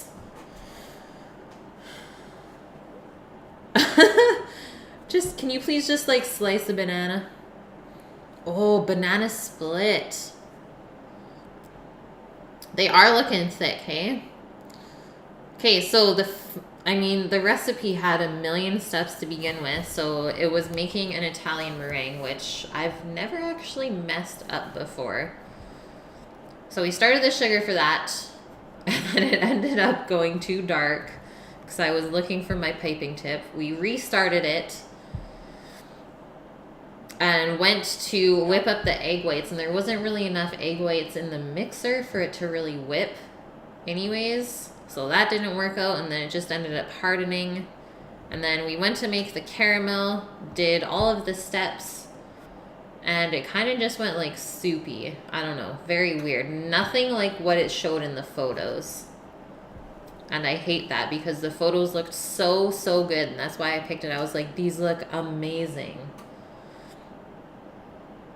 So that's, I guess, the thing that you just have to live and learn, right? Is not every recipe will work out for you. I mean, people still do lie on the internet when they make stuff. And obviously, sometimes it looks too good to be true. But we're going to retry them another time, and we'll see how it goes. I will not quit, though. Yes, but... yeah, one more upset, and it was just going to be a pizza eating stream.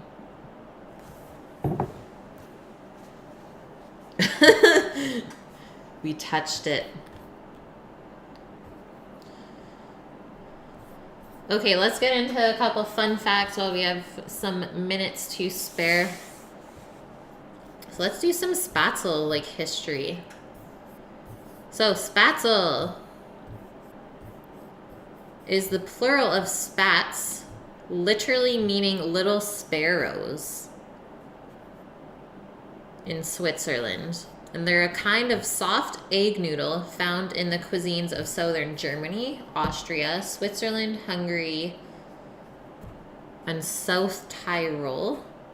No idea where that is. Yeah, spaetzle. Spaetzle. The geographic origin of spaetzle is not precisely known. Various regions claim to be the originators of this noodle. And it's been found in documents dating from 1725 by a counselor and a personal physician. Although medieval illustrations are believed to place this noodle at an even earlier date.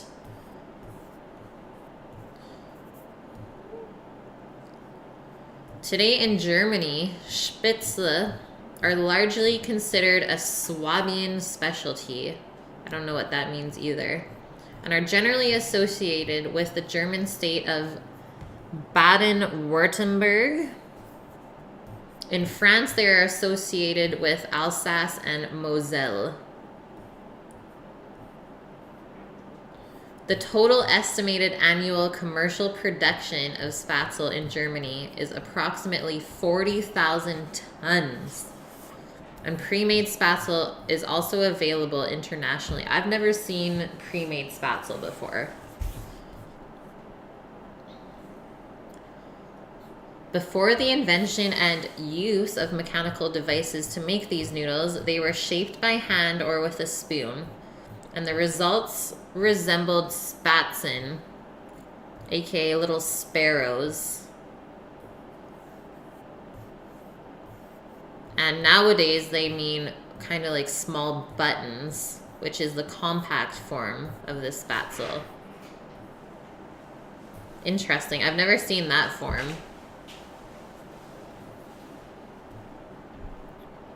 What's up? Yeah. Do I need help? With what? I don't know. Anything? No, you wanted to chill? No, I just think if you need something. We're good. Okay. I'm good now. You're okay now? Yeah, we'll be okay. So spaetzle dough typically consists...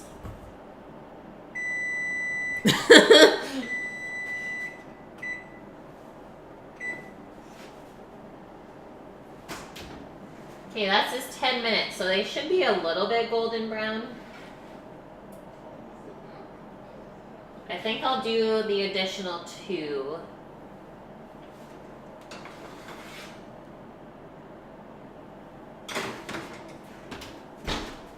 Let's do 2 more. They just feel a little bit soft when I press down on them, like they're still moving, so tell him to make the caramel macarons. Sammy hates baking. Unless it's like late night baking where he's like high as shit. Sometimes makes like late night crumbles, but I'm fine with this. Yeah, he's missing me. Okay, so spaetzle dough typically consists of a few ingredients, principally eggs, flour, and salt, which is all of the ingredients that we're using today.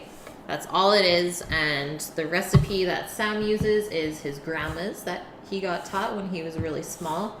Equal parts flour and eggs by weight, and then you just add in some salt to season it. The Swabian rule of thumb is to use 1 more egg than the number of persons who will eat the spaetzle. Often water is added to produce a thinner dough. I've never added water. Oh, Matt, what is this? What is this? Ah! Friday, Friday, getting down on Friday. It's been forever since I heard that. The worst song ever.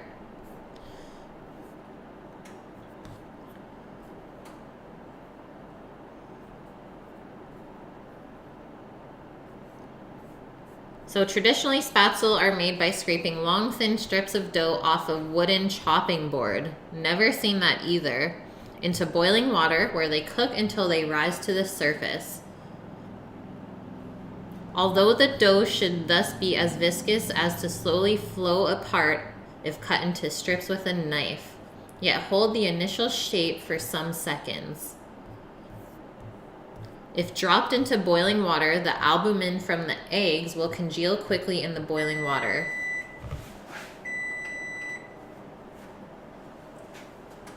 Two seconds.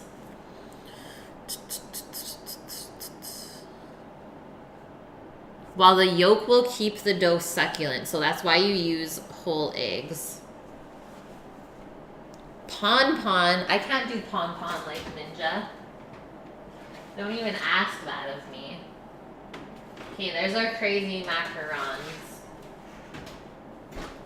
So they did get some height. They're little leggies. They're not the best, but they're not the worst. This bugs me for sure. So for the pictures, I'll have to pick the ones that don't really have that on it, because it's not proper. But they're just a little bit golden brown. They look good still. They're edible. I'm into it. I think the chocolate ganache is going to be so good in the middle of that. So it's going to have a pretty light lavender flavor, I'm thinking.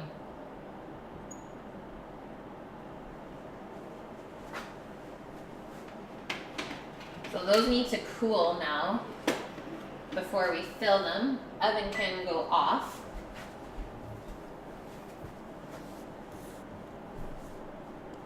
You'd eat them, yay, but good. I'm happy.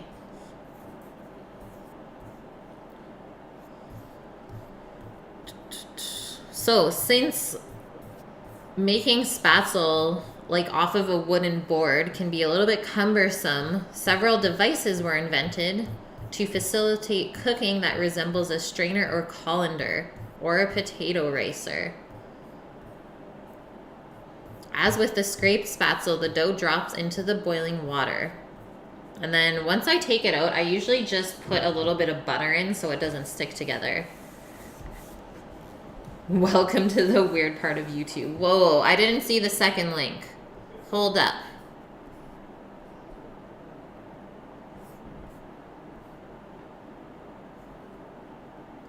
Oh my god.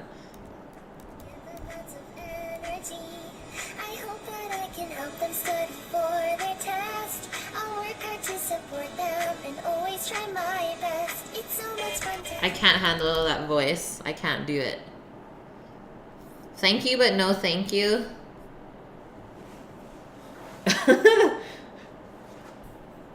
So here we go into the spaetzle press, which is this right here. It says original spaetzle. And then it's basically just like a food ricer.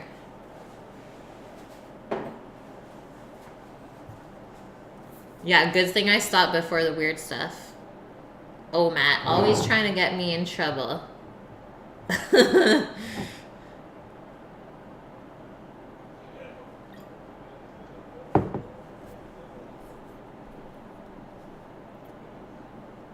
Ooh, so for certain specialty dishes, the spaetzle dough may be enriched with minced pork liver, not my thing, spinach, or finely grated cheese. Cheesy spaetzle I'd be into, for sure. Okay, that's about it. So we don't really know the origin of it too much. Weird. I thought there would be more. Let's get into our macarons. Let's get into it as if we haven't already gotten into it. I hate when people call them macaroons as well. Like the book that I have for macarons, which sadly did not have a recipe for you, but is actually says macaroons on the front page. And I'm like, this is so wrong. Aw, thanks, Lemon. I'll let her know. I hope you have a wonderful weekend, Lemon. And thanks for chilling with us. Steve, get the duck out of here with that. So, macaron is a sweet meringue-based confection made with egg whites, icing sugar, granulated sugar, almond powder or ground almond, and food coloring. I don't like to use food coloring, and purple is really hard to make. Okay, but I will. I don't know where Betty is, to be honest. Everyone's doing stuff outside and I'm stuck in here. Would it be pronounced with a nasal vowel at the end, and otherwise, is it French? Yes, macarons are French. Macaron. Macaron. Outside France, a typical macaron is presented with a ganache, buttercream, or jam filling, sandwiched between two such cookies, akin to a sandwich cookie. Yay, so I was not wrong calling it like a cookie sandwich. Yeah, I'm stuck with you guys. Tough times, hey? You guys are my favorite, seriously. The name is derived from the Italian word macaron, which means the meringue. I like it. So it just adds an E at the end for the Italian word.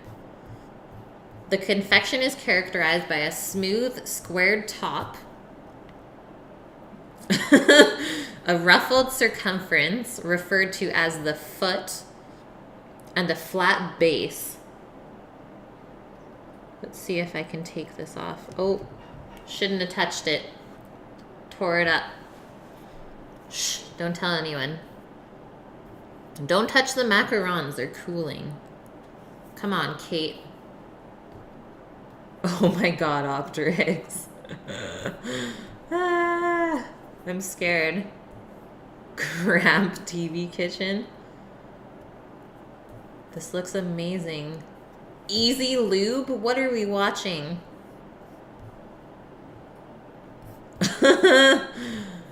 Ah.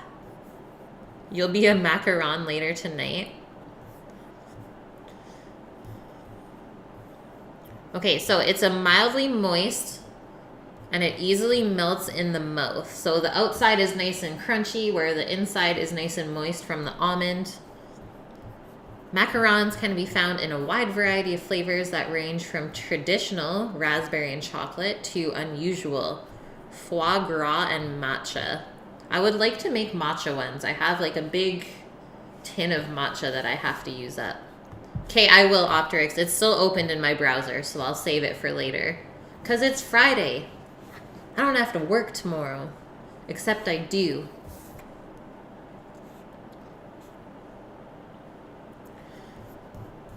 Ooh, so the related coconut macaroon is often confused with the macaron. In English, some bakers have adopted the French spelling of macaron for that meringue-based item to distinguish the two.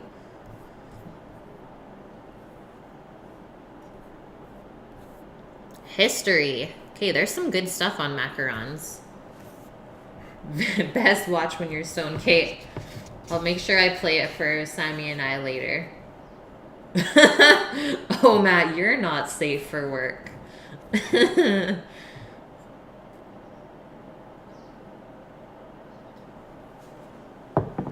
By the way, almost done this. It's delicious. I didn't even really give a description, but there isn't much of one anyways.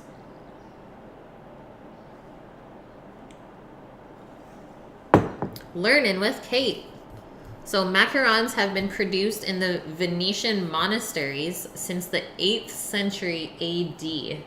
That's a long time ago. Oh, nice. Flying dog. That's a good one. That is a good one. I've heard of that one. I've heard good things. During the Renaissance, French Queen Catherine de Medici's Italian pastry chefs made them when she brought them with her to France in 1533, upon marrying Henry II of France. The Larousse Gastronomique, aka like pretty much the cooking Bible.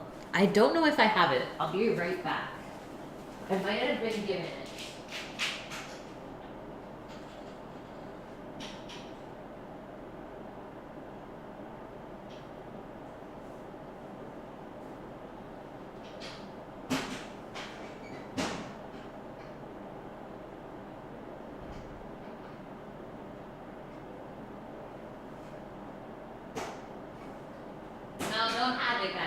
Don't have it. I do have Escoffier though. Escoffier is good. Truth Imperial IPA. Nice. Yum. So, the Larousse Gastronomique cites the macaron was created in 1791 in a convent near Cormery. In 1792, macarons began to gain fame when two Carmelite nuns seeking asylum in Nancy during the French Revolution baked and sold the macaron cookies in order to pay for their housing. That's one way to do it. I'd for sure not have a house because I can't make macarons.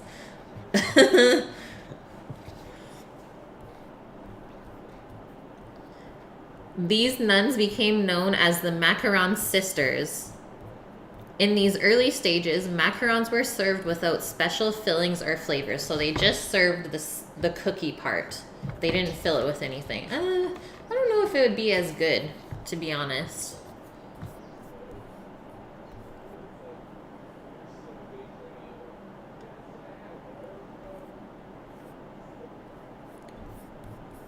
And that is it for macarons. Okay, what do we have left to do today, guys? Let's get back into this. We have to still make the spaetzle. And we just have to prep the veggies up. But what, it's not even 5 o'clock yet? We're almost there. So we'll finish with our sauerbraten, just a little bit of an intro into that. Since I did not make it from scratch today, I used a good old like German packaged product. Just almond flavored. Okay, you know what, but they would probably be really, really good. Because I'm sure they would process the almonds like all themselves and do all of that hard work. It would probably taste delicious. Way better than just the almonds ones that can be made today. Have I cut up the beef? No. So I just roasted the whole top sirloin roast in the slow cooker. Maybe I should give it a poke since we're like about an hour out. Going to poke it. Just like over here. She's in the crock pot. Oh yeah. Should be good in an hour. Yeah, I asked Sammy how his mom usually makes it, and he said she usually just roasts it whole. And then slices it up into like 1/2-inch slices and puts the sauce on top. So I'll try it that time or that way. And I've typically only made it with the cut up beef. And obviously it takes a lot less time if you cut the beef up beforehand. You haven't even used your crock pot at all, Optrix? Any recommended recipes? I mean, there's a lot of different recipes that you can use for a crock pot. Probably, like, just keep it simple to start. And Kylie, thank you for the host. Some of the first things that I've done in my crock pot is, like, a nice whole chicken done with chipotles and chicken stock. Really, really simple. Or we've done a pork shoulder in it, like the ones that I usually get. Just do it overnight if you can on the low setting, and then it gets like amazingly tender. Yeah, chipotle chicken. And then I pulled all the chicken off and turned it into a soup with lentils. So easy. Oh, Matt, good night, sir. Have a wonderful weekend. And have some safe travels wherever you're going. Thanks for being here with us, man. Kylie, thanks for the biddies as well. Just comes in, donating bits. Love it. Okay, so sauerbraten. I'm going to read a little excerpt from the German cookbook. So it was in Cologne in 1963 that I finally solved the riddle of preparing sauerbraten.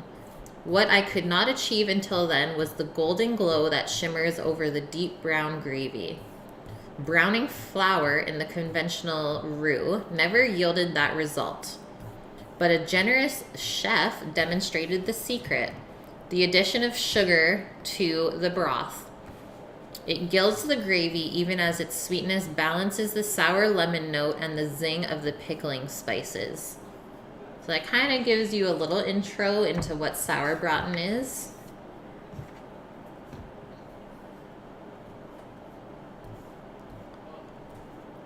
So ingredients. I never used any of this stuff today. Literally just used this stuff right here that Sam's mom sends us every now and then. This is from Germany, and all of the stuff on the back is in German. But luckily I'm starting to know a little bit of it cooking wise, so it's easy for me to prepare. So you'll need 1 5-pound beef eye of round, which I think mine was pretty close to 5 pounds, maybe a little bit smaller. 2 cups of red wine, 1.5 cups of red wine vinegar, 3 large onions, that's a lot of onions, 1 carrot, 1 bouquet garni, so 1 tablespoon of pickling spice, 14 whole cloves, that's a lot. Excuse me. 8 whole black peppercorns, 3 bay leaves, 3 sprigs of thyme, 2 sprigs of parsley. Really, just 2 sprigs? And then you tie that with a kitchen twine. I would do it in cheesecloth. Yeah, that's a ton, hey? 14 cloves. And then you need some butter, 4 slices of bacon, 3 tablespoons of flour, 2 tablespoons of sugar, half a cup of golden raisins. Never seen this in the sauerbraten. So I asked Sammy about this recipe and he's like, my mom has never made it like that. So it must be from a different region in Germany. And a partridge in a pear tree. And then it also gets 6 ginger snaps crumbled up into the sauce. And then you strain it out. Very, very weird. And then you finish it off with lemon and parsley. Interesting. Yeah, you gotta have the bacon. I've never made sauerbraten with bacon either. Like I said, I've always just used this little mix. Typically, I've made it when I don't want to cook anything when I get home from work. So I just throw it in the slow cooker before I go to work, and then we come home and just quickly make up some spaetzle. No way, Optrix. So you know this recipe. Do you know if it's from a certain region? Because I couldn't even find too much history on sauerbraten. Like, there's no Wikipedia, there's nothing about it. Tried all the different searches.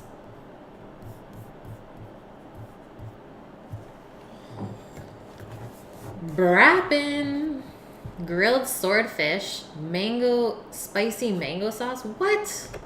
That sounds unreal. What a nice Friday dinner. Do you have like swordfish steaks then? Oh, it's in Joy of Cooking? I really want to go find out. I have Joy of Cooking. We have to divulge further into this. But first, we will finish the beer.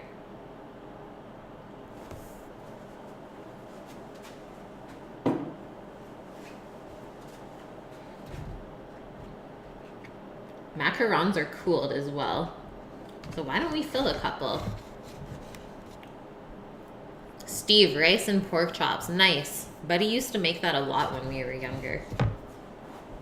Let's do some filling. Let's make some sandwiches.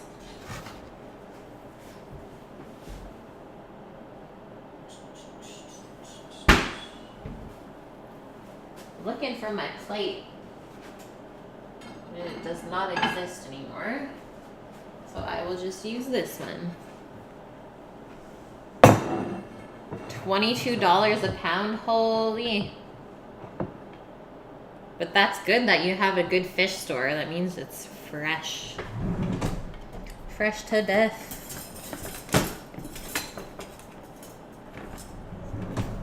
The best in a 200-mile radius, nice.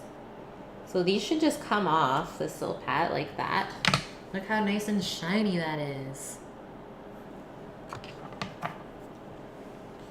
Which other one should we take? That's like not too bad.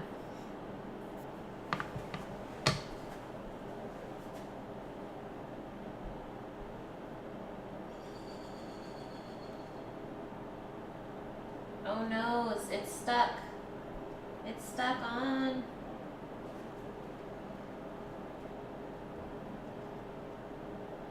This is sad, guys. Look.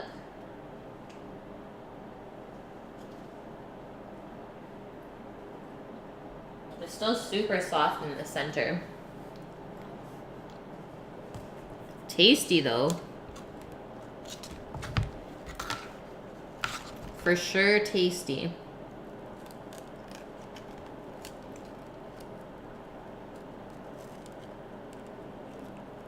I don't know why they're doing this. Isn't silpat supposed to be like the best thing for baking? Like, look at this. Literally falling apart. Terrified. I know, what the heck, but I don't understand. Maybe I won't make macarons again on stream.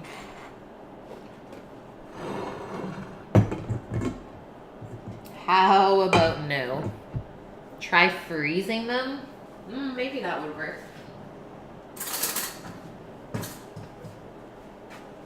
Like, I wanted to bring some of these to the farm tomorrow when I go pick up all the seedlings as like a thank you. I don't know if that's gonna happen.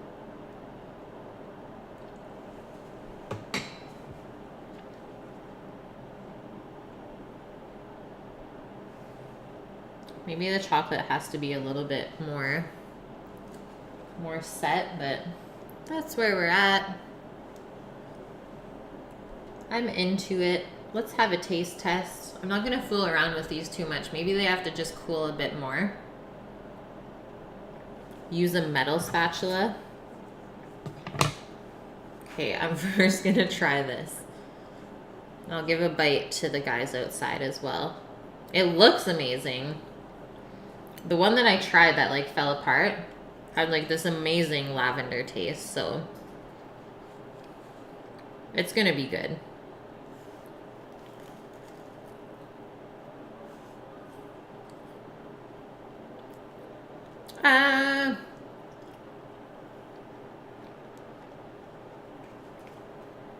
Oh my god.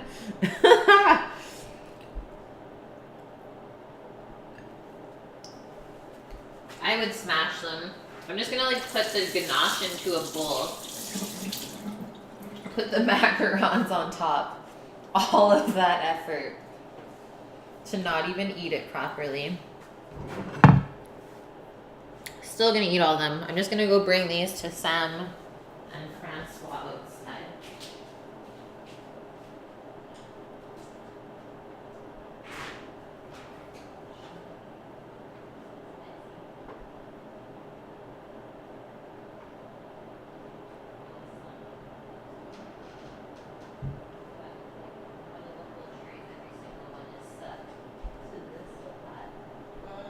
I don't know. It tastes really good. Okay, the guy said it was good. Just stir it together. Masborg. It was meringue, and then we folded in almond flour and sugar, so powdered sugar. I'm just gonna put those over there. That's it. Let's carry on with dinner. But these are for you. You know this. All I can say is I tried my best.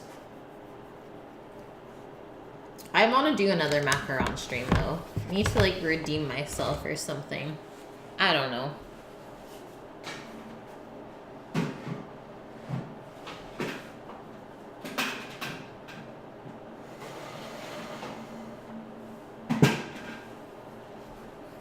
Let's get on with today's meal. You're welcome. I did try Speaking of, where the F is my water? There we go. Haven't drank any of this yet.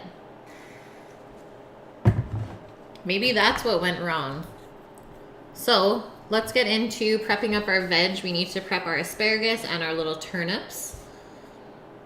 And I think I'm just going to pan fry them in my cast iron.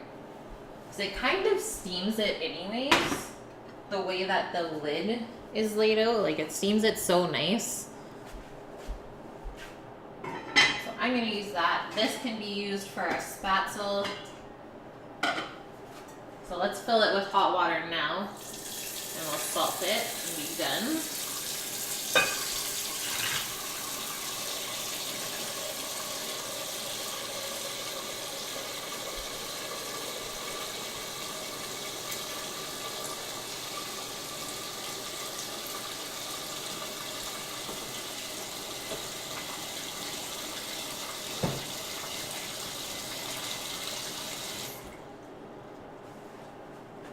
Good.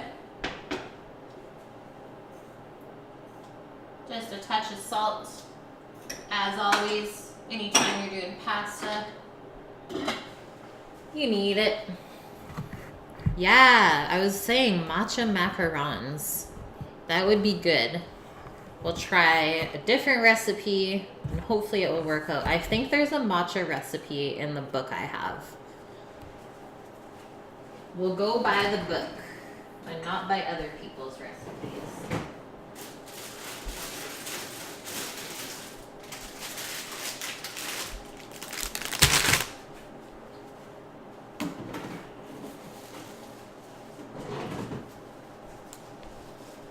Little Japanese turnips from the farm. That's how they come. They're amazing. Super juicy. You've had spaetzle once? Yay, Steve.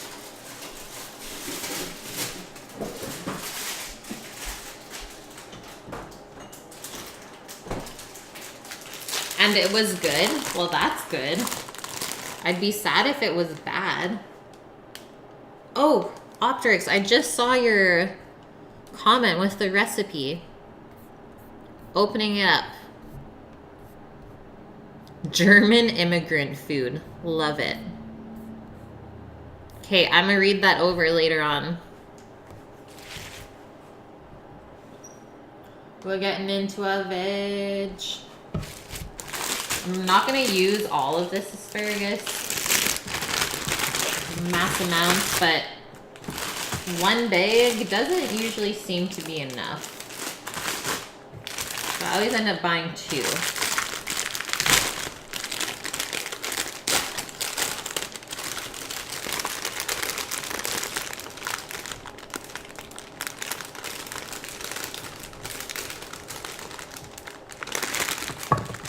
Usually just like take a bunch out like that.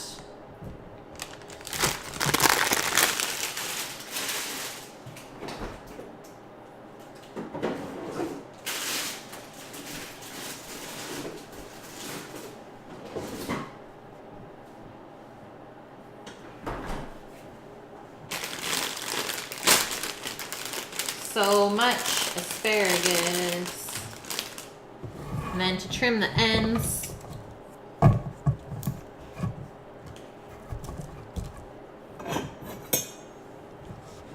usually go like 2 to 3 inches up, something like that, and just trim them all off there. Another way to do it is you can snap it off, but sometimes I find that it just wastes too much. Like you can see, that's almost an extra inch that came off. So that's not my favorite way to do it. If you want to be sure, snap the first one and then cut every other one kind of where it snaps off. It's just faster to cut it.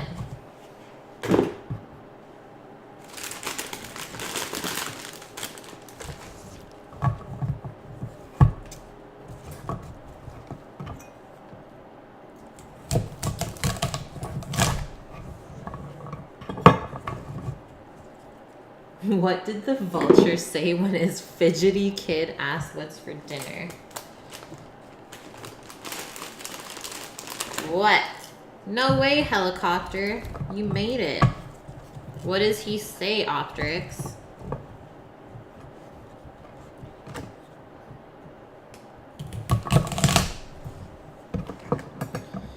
Carry on, my wayward son.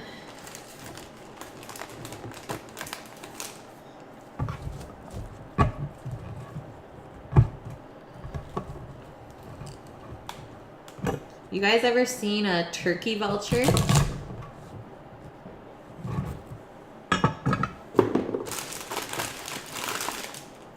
We have them out here and they're like my favorite things. The ends can be very bitter, yeah.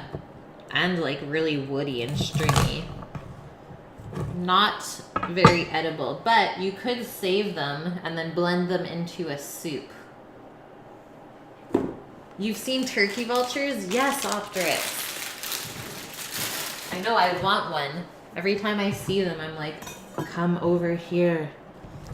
I will give you food if you protect me. Okay, and then our turnips. We'll just trim off the ends there, or the stems, I suppose. We'll trim the ends too, because those roots aren't very palatable. They're too stringy, and usually they like kind of get caught in your throat when you go to eat it.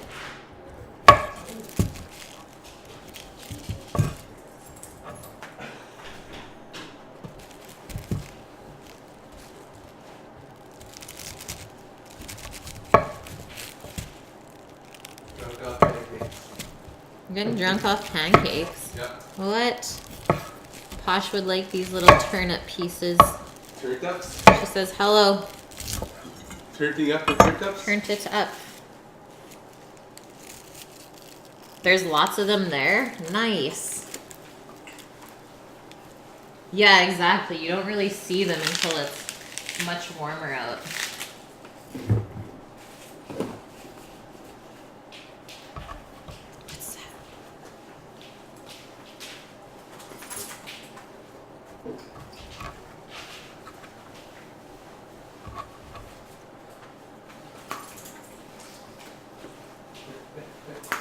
Holy, it's flying.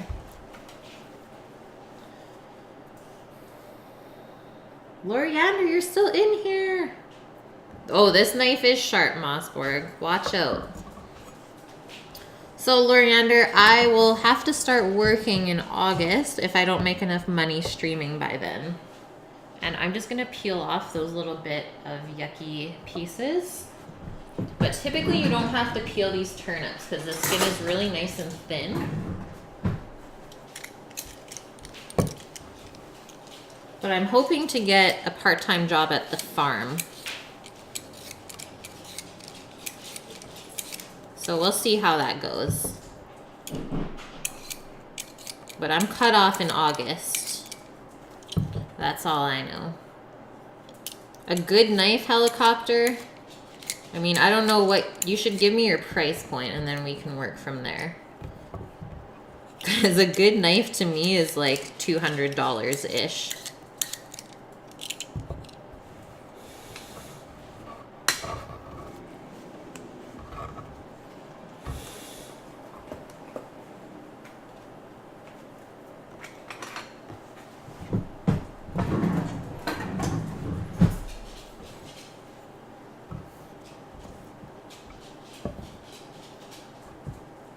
And I'm just going to quarter this bigger one. And then the smaller one I will have. And that way it will cook at the same amount of time as the asparagus. Hey Rush, how are you? Steve, you have a budget of $60? You should be able to actually get a pretty good Victorinox knife. Look this up. I have some pretty... Oh, I didn't even spell it right. Some pretty good knives by that brand that I've had like all the time. Like my boning knife, that's the brand of it. It's good. It's a great starting knife. No way, Rush. Did the babe come? Or you're still waiting?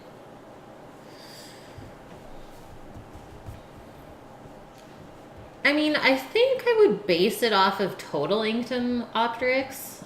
And I think Sammy said I need to make about $400 a month to be able to like just stream. I'm getting close. I'm about halfway there. And we're like kind of halfway to August too. So hopefully it just keeps picking up and I won't have to get a part-time job, but I'd be okay with that. Just gotta roll with it.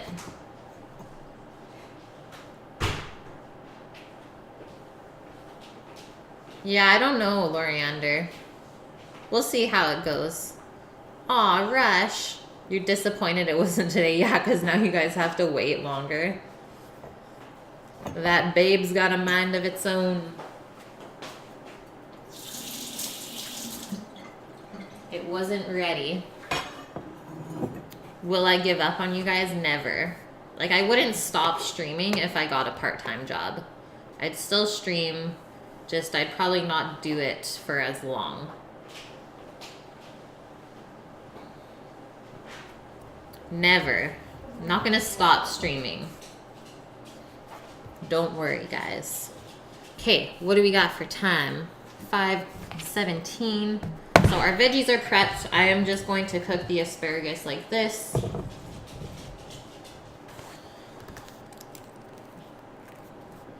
And we can make our spaetzle dough right away. So let's do that next. Sam said do about 375 grams of eggs whole. And then obviously we need equal amount of flour. So I'll get as close to that as possible.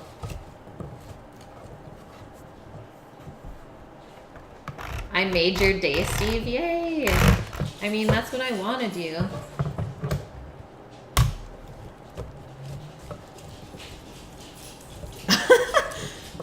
Take the scale out and the dog's just going nuts.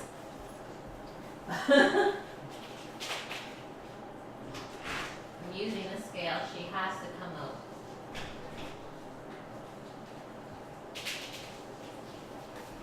So we need a big bowl for this to mix. Oh, smashed it. And I'm just gonna turn on a light real quick.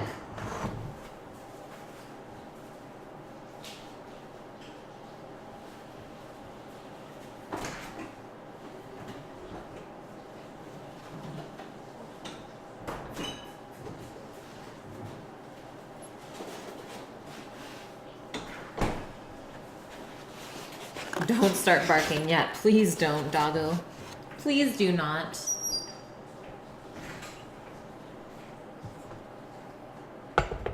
Do you need your ears, Steve? Do you, though? And I always do grams, guys. I'm gonna use up our last duck egg. So those are 76 grams, whereas usually a chicken egg is around 53. So you can see how it is 1.5 chicken eggs.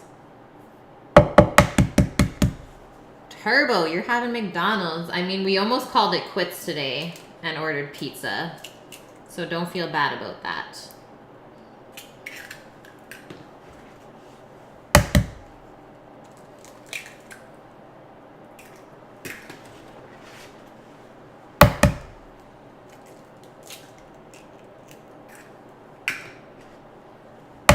Let's see if that rule of thumb is right. 1 more egg for the amount of people that you're serving.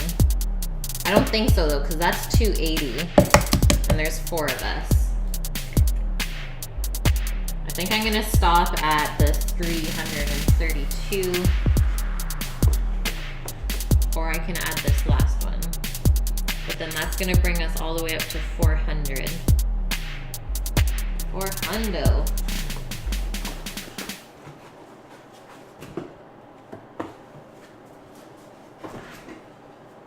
330 it is.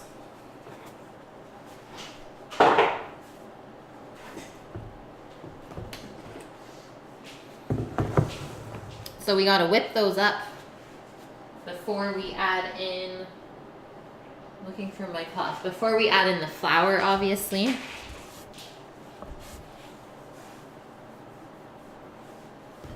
Whip it. Optrix, gifting the sub to Helicopter. Thank you. That's very generous of you. Thank you for that support. I'm sure Helicopter is very happy about that.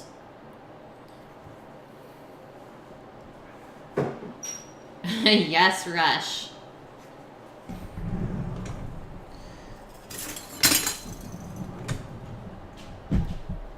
I cup them? Yeah, I do, Trueness. You know it.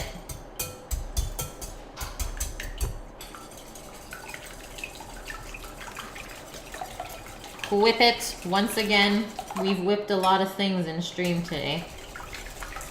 Some of them worked, some of them did not.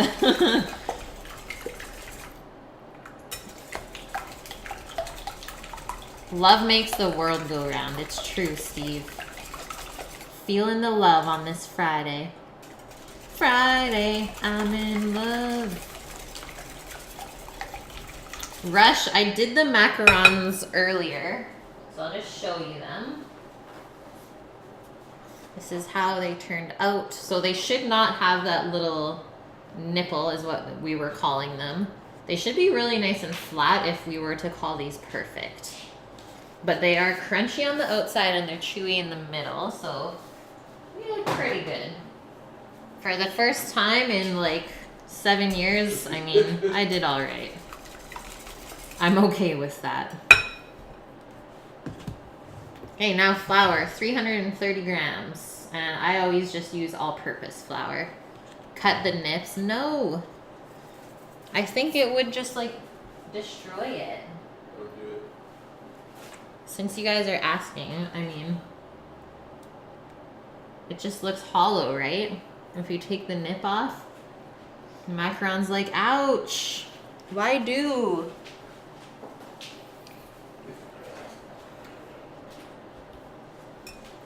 And then we're taking the whisk out now because this gets mixed. Oh, shoot. The rest of the time, okay, we'll leave the whisk in because it was zeroed. This gets mixed the rest of the time with our hands. We're gonna get goopy.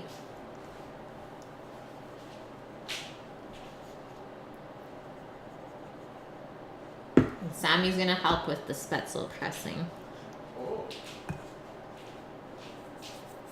Or you can be the water scooper. No, that's pressing. Okay. You need muscles.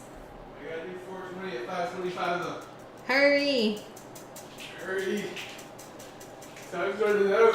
The window's closing.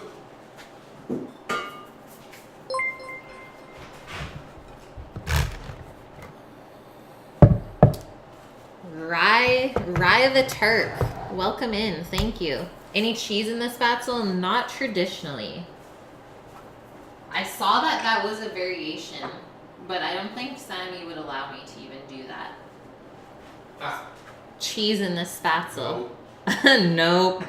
How much salt? Usually, like Tablespoon. that much. Tablespoon of salt going in. It's ruined. No. So it's kind of similar to making pasta, I guess. And oil. Yeah, just we have no oil going in. Meat juices. Oh, yeah.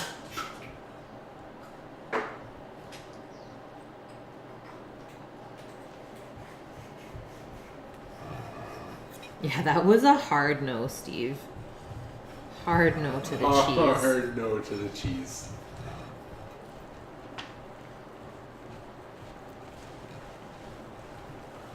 No cheese. No cheese for you. So bacon spaetzle, yes. After. Bacon in the spaetzle after. Fry it up. Fry it with the spaetzle after. Fry it. Then we want this to be really nice and smooth.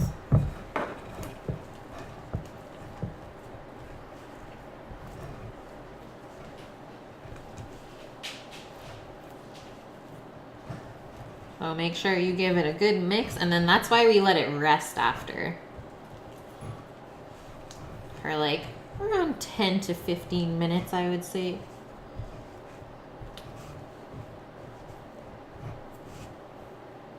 That looks good, hey guys? Simplest form of noodle, honestly.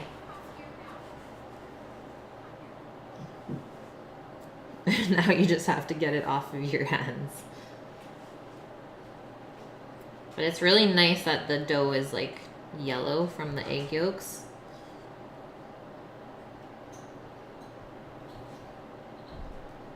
It's a sticky one, but it's worth it. Guys, don't play with your food. Come on. No, play with your food. Just getting that rinse off. And then we're gonna turn our water on. We're pretty much there.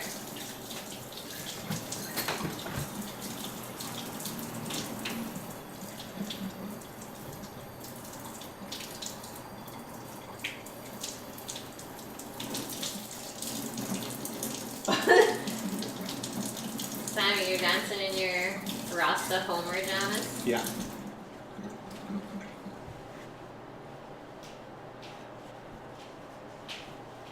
Shannon, welcome in. Is this the first time here? I'm pretty sure I've never seen your name before. Sticky face. Ugh. Cotton candy. What the heck, Optrix? Oh my god, but I know, huge mess. Don't even look at the sink. Like, oh god, it's overflowing. This is like death the other day in his stream. Love it. Oh, I hate dirty hands too. I'm sure you guys notice how much I wash my hands typically. A lot. A lot. Let's get this water boiling. We got our cress here. We got our spider to take the noodles out of the water. I'm gonna grab something really fancy right now.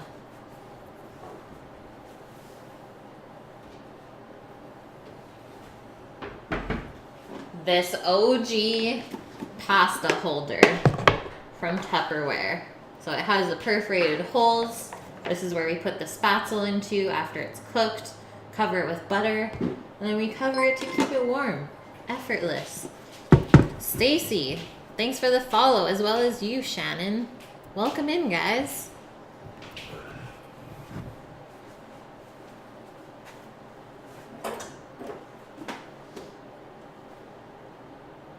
Wrong one. Good thing I touched it. Would have melted the thing. Are you going to burglar me? What was the last kitchen gadget I bought that changed my life? Probably the cast iron pans. I can't go back from that. Green box, you're here. No, I'm nervous. Guys, it's Sammy's mom. She's watching to make sure I do it right.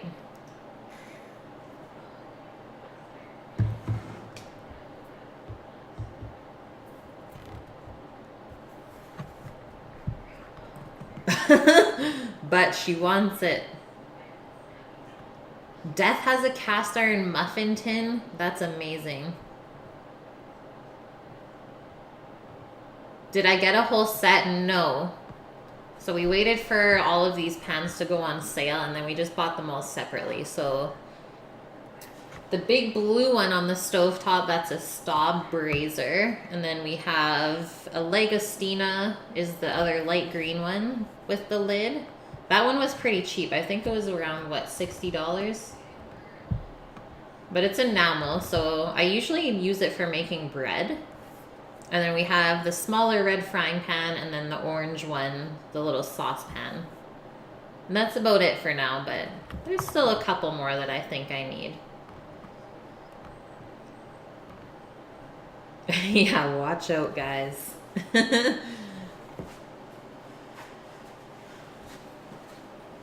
And actually, I'm just gonna go grab a plain white plate from upstairs. I don't like to plate on mine because they have this funny little rim that takes away from the rest of the food. Yeah, watch yourself, Steve. Yeah, never buy a cast iron full price. It's just not worth it. Wait for it to go on sale. Lauren Tyson, thanks for the follow. Welcome in. Partying in here now. Okay, just going to grab the plate for plating later on. I'll be right back.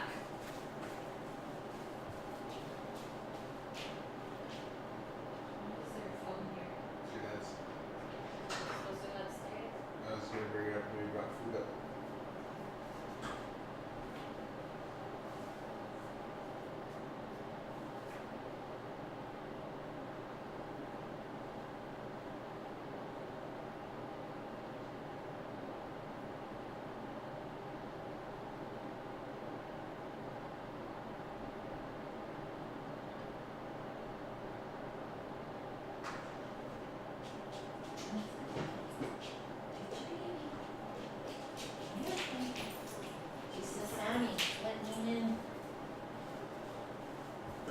The white plate has been found.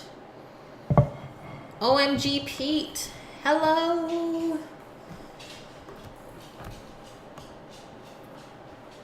Maybe a 6-quart, yeah. Yeah.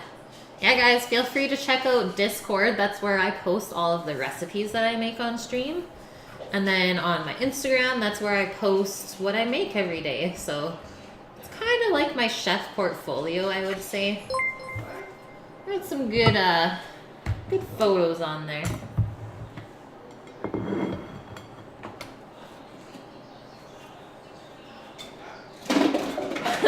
Let's just add more dishes to the pile. We will deal with that after.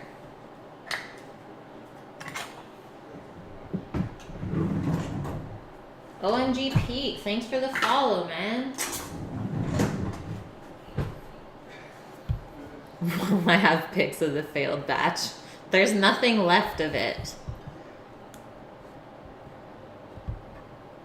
Jacques Pepin has cast iron pans? What? With chickens on it? I need that. Stacy, chillin'. Chillin' like a villain. Okay, I'm gonna zest this lemon up right now. And I think I'll go just pick a couple of herbs. Probably gonna pick some thyme and maybe a little bit of rosemary or chives, just to garnish for later. While we're waiting for the water to come to a boil. And the veggies will take about, let's say, 8 minutes to cook. I don't put the dough into what? Lodge pans are really good too.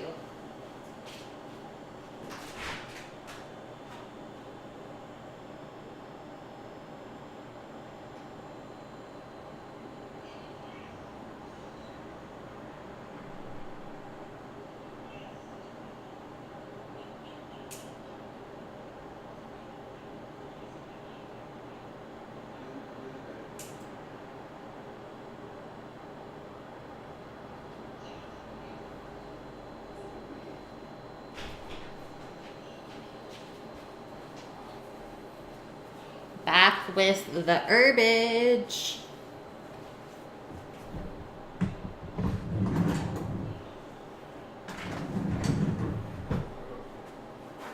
I'm in trouble? What did I do? I'm just gonna grab a bowl.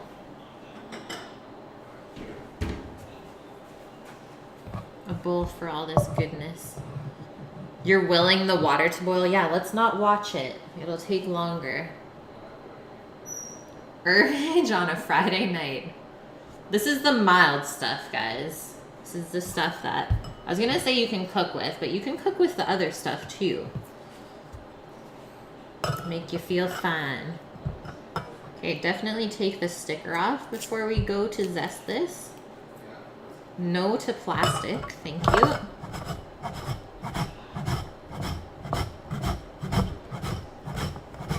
probably only zest about half of this.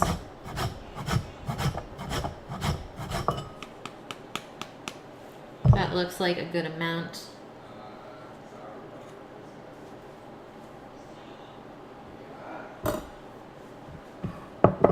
Then we'll chop up these.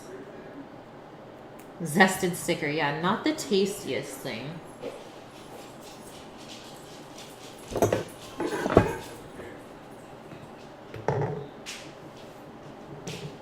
I'm gonna do the rosemary separate from the thyme, just because it is larger. No, no one wanted to FaceTime you. Hi! This would say you cooking my favorite food. Whoa! Yeah?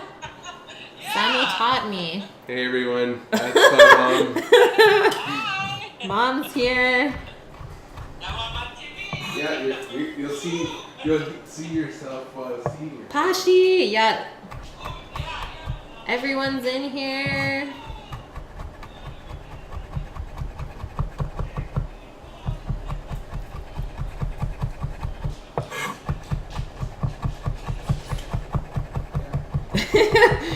Everyone's saying hi to Mom. She's the best. She spoils us all the time, even though we don't live by her.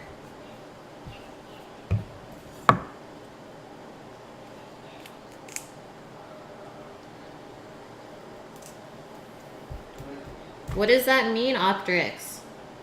Grub goat.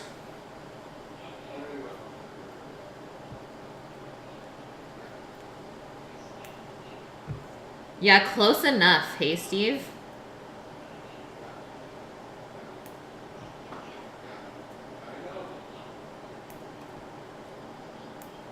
Picking our herbs.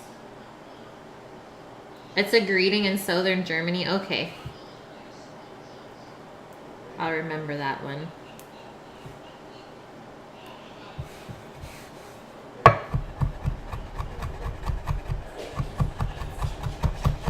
Chop it up. Choppy chops. I think our water's boiling, yeah?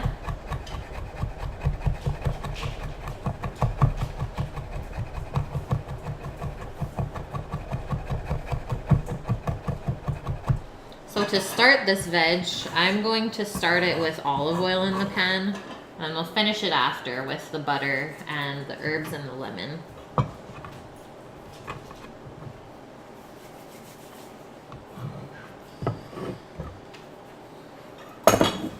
Okay, we are pretty much there.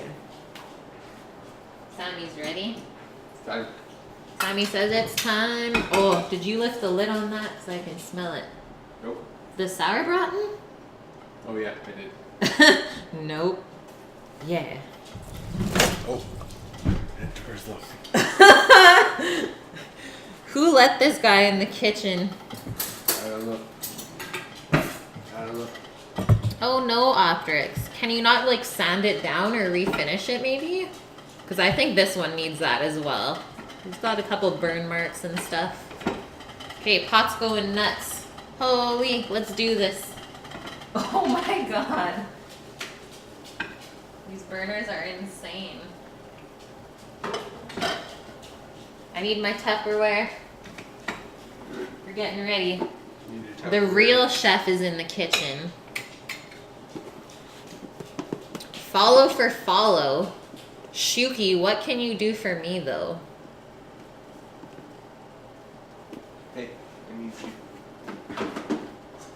I need her. He needs me. So we also need just a paring knife to scrape off the noodles into the pot. Is it bright enough, guys? Noodles. Noodling.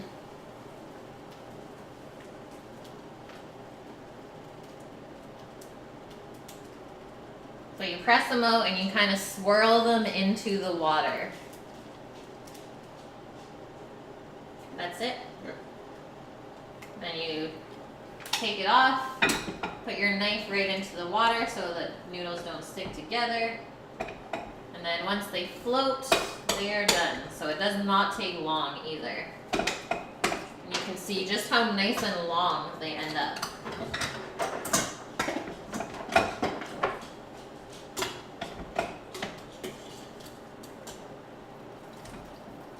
spaetzle.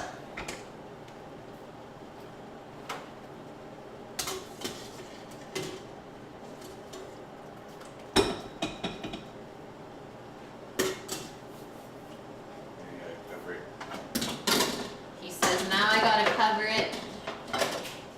Yes, chef. Put butter on the noodles. I'm buttering the noodles. Butter the noodles. Sammy's crushing it yet. Hey, Eric. Butter. Buttering. So we had this chef one year. He literally said "ing" at the end of every sentence. He would put "ing" on anything. Like not even joking. Buttering. Pot is boiling. Well, it had to have ing at the end of the word anyways, though. So we put the butter on, just shake it up, and then it shouldn't stick. Cover it up, keep it warm. Next. Next up.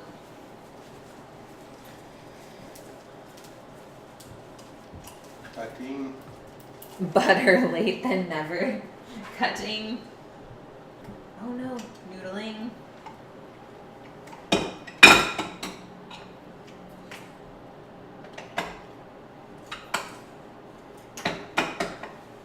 Bashi, what do you think?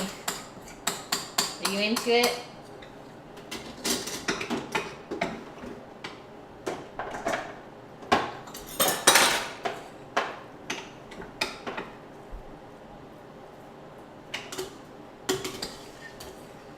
Yum.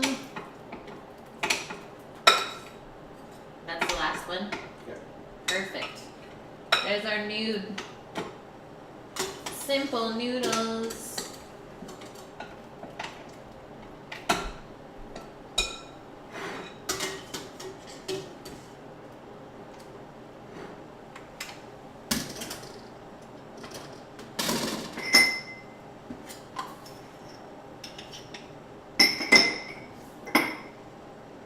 What was that? What? You being fancy? I was just showing them. Nice. It was pretty cool. It was. Was it cool? It was cool. It was okay. Okay, Can I press it? press it. Press it. Pressing. These are the smallest noodles ever. I need help. I'm done. I need help. Helping. Lift it up. Lifting. Done. That's it. Crush the spaetzle. Okay, we need to turn this on. The spaetzle will stay warm. Samwise out. What? The spaetzle will stay warm while we finish the veg, so it won't take very long.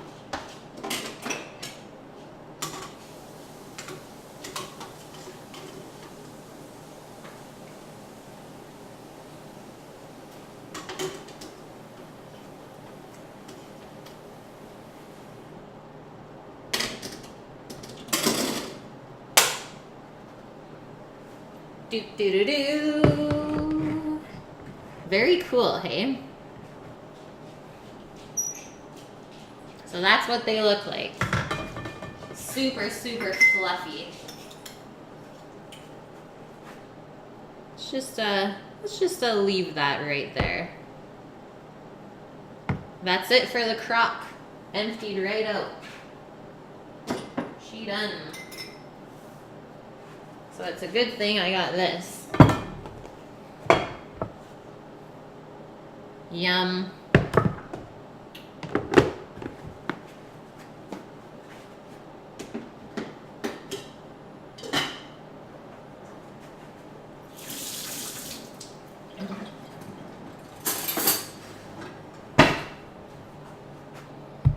You guys good? Following still?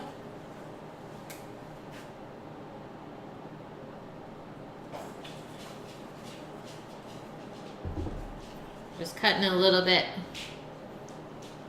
of extra butter. It looks different, Steve.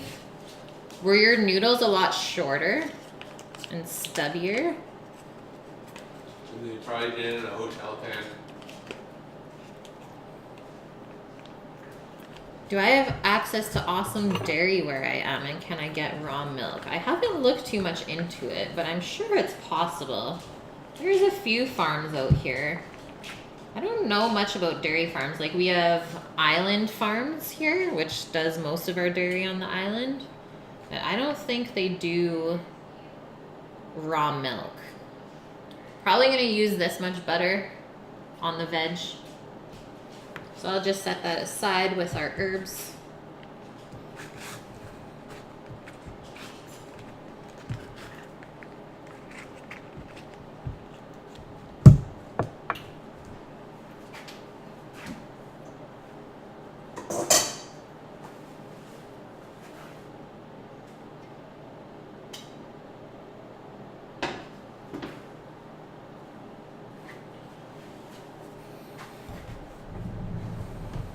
Yeah, Oma way. We got those Oma noodles that were amazing. And I think I'm just gonna use tongs for the veg.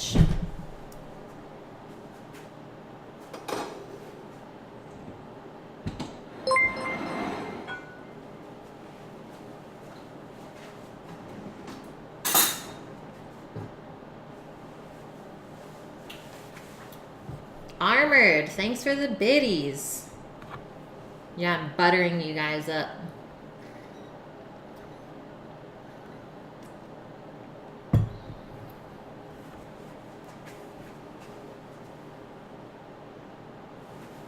Our oil is almost ready.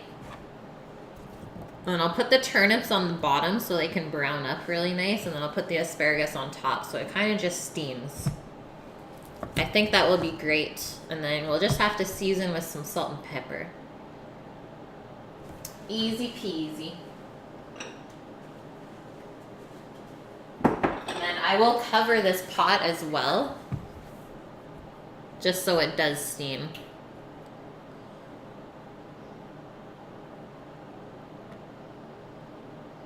Oh, nice. Yeah, we're not supposed to have raw milk here. I think the only place in Canada where it's allowed is in Quebec. But you can still get raw milk cheeses out here. That's what I don't really understand, the rules on it. Gotta do some homework. Okay, we're smoking. Turning this guy up too. Turnips are going in. Turned up for what?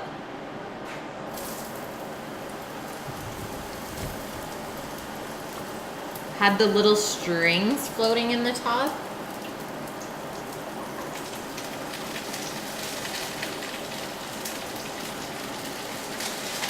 Like I said, salt and pepper.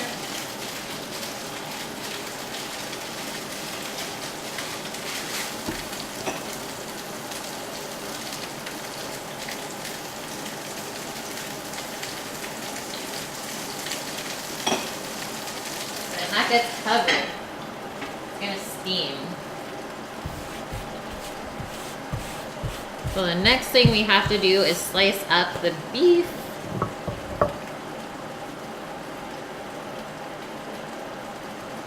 Yeah, it is a risk. But if you trust them and they're clean, then yeah. I mean, it's a win-win.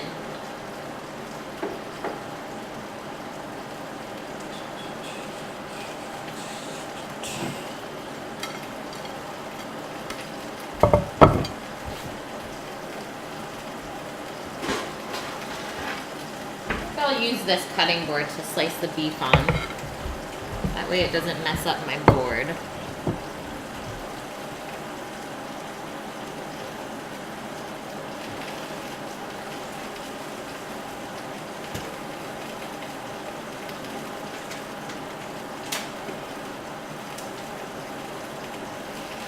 And it should be nice and tender by this point.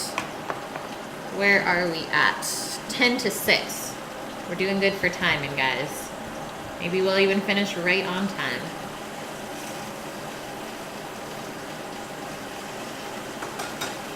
I'm gonna give this a little stir.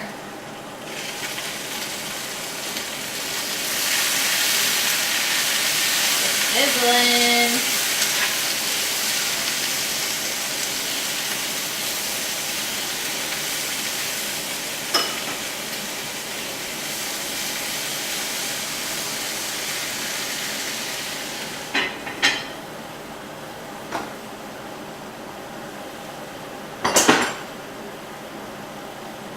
There's stuff everywhere.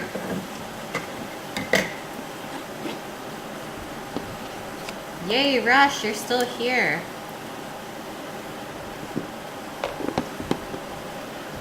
So for plating, obviously we'll put the spaetzle on the bottom of the plate. That way it'll soak up like any meat juices or vegetable juices. And then we'll put the veg around the plate, and then the beef will go right in the center. Hey, Tubo. How are you? Just seeing what smells so good. If only you guys could smell it. It actually smells a little bit like farts in here right now from the turnips. I'm okay with that. Been a little farty. Rush, you've been up for 25 hours. You've gone too far, man. You can't go back. You're gonna sleep for so long. Is Mrs. Rush still at the hospital, or is she home now too?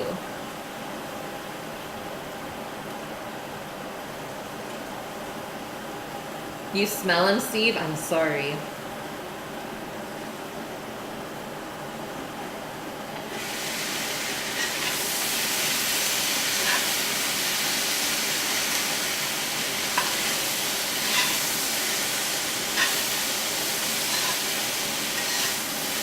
Oh no! We had a casualty.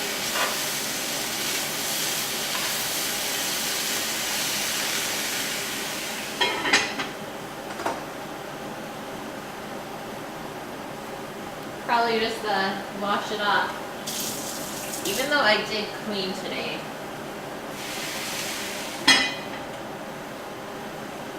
It's clean. I'm good. Yeah, where is the Dooge? I think she's upstairs. She doesn't like all the crazy sizzling sounds. Because in the old house, when I did stuff like that, usually the smoke detector went off, which she hates that. So she's like, I'm just gonna stay upstairs. She's a big chicken. It's true.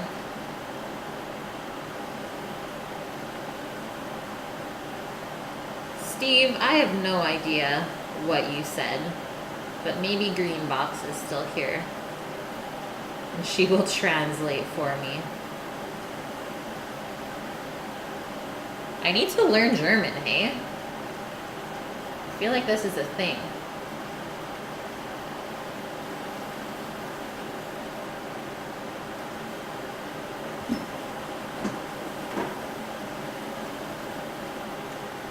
Steve, yeah. Just a simple yeah.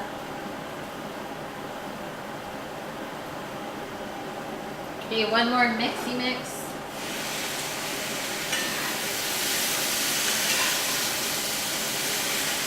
Yum. Getting some good color in there.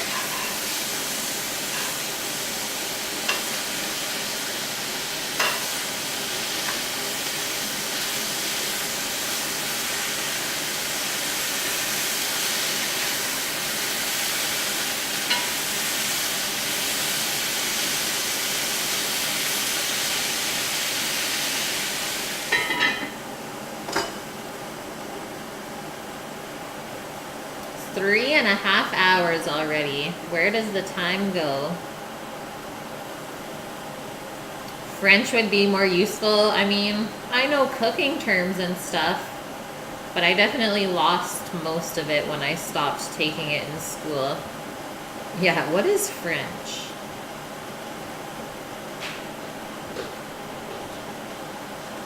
Sup? How much is the time? 5 minutes? Okay.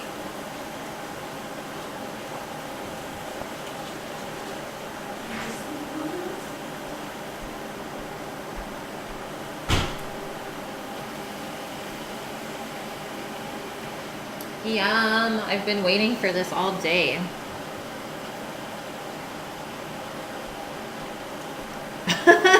Thanks for translating, Armored. It's true, steampunk. French is more of an East Coast Canada thing.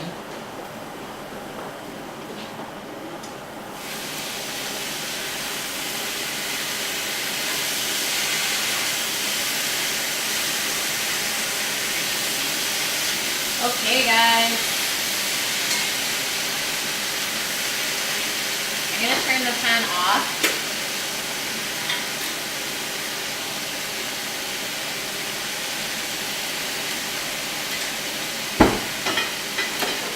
Put in our butter.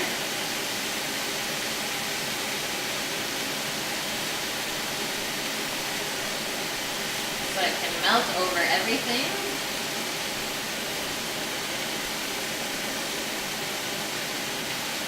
And then our herbs and lemon.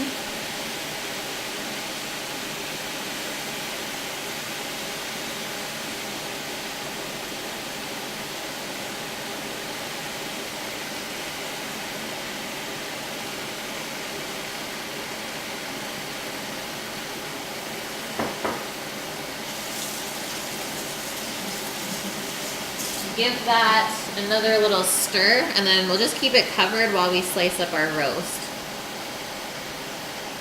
I actually have a pretty busy weekend, Tubo.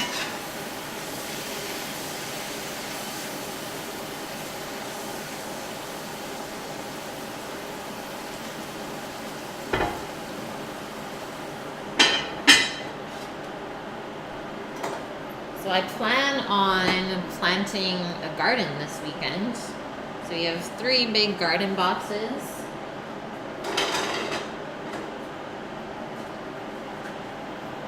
So I have to go to the farm and get all the seedlings tomorrow, and then we'll plant the garden. And then we're going out for dinner as well at night for Mother's Day with Grandma. And then Sunday, hoping to go bike up a mountain. Okay, so this looks lovely. Just gonna take some nice slices off. Hopefully it's nice and tender. It looks nice.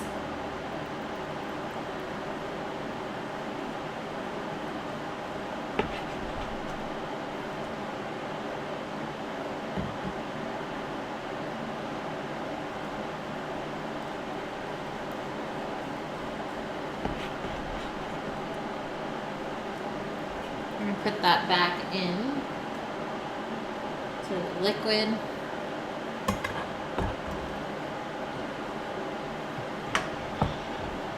Let's just turn this way so I have a little bit more room.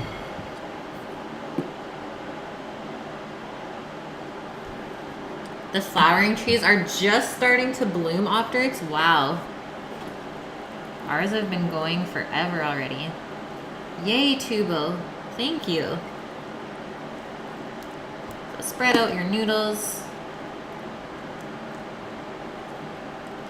Get a nice bed of noodles in there.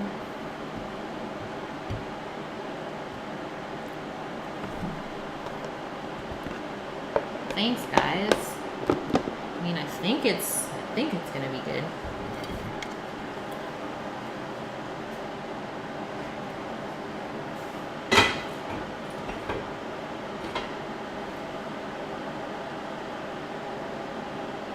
The asparagus around.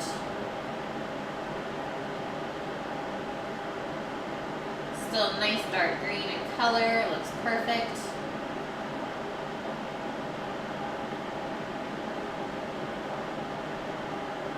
It has a little bit of color on it, which I am okay with. Thank you, cast iron, for that. And then our turnips can just go around the plate.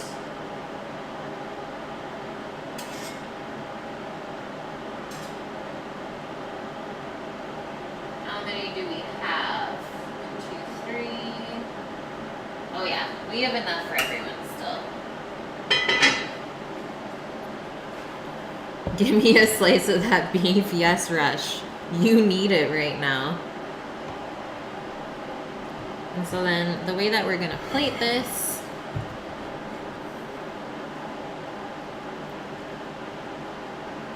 it's not as tender as I would like it to be, but it's gonna be really good with the sauce and everything.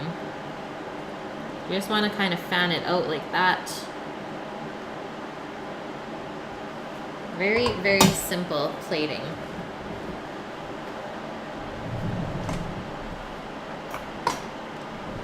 I might be able to get my ladle in this pot. Personally, I think the sauce is a little thin still. I would probably thicken it up, but like I said, I didn't make this the traditional way.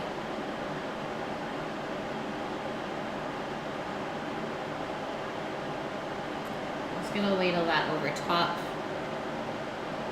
Trying to give it a nice little glaze.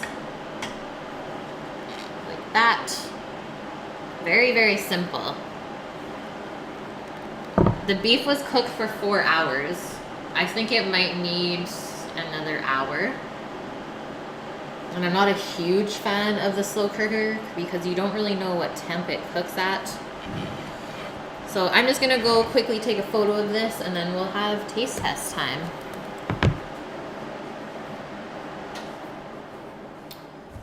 Spaetzle is a German dumpling or a noodle. So it's made from equal parts flour and eggs. Definitely a good meal with a beer.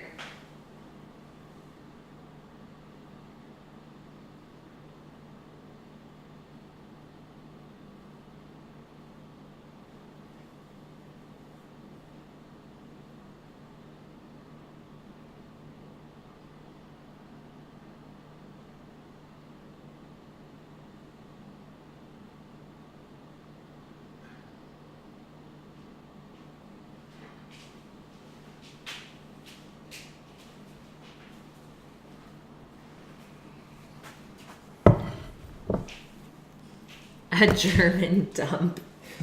You're bad.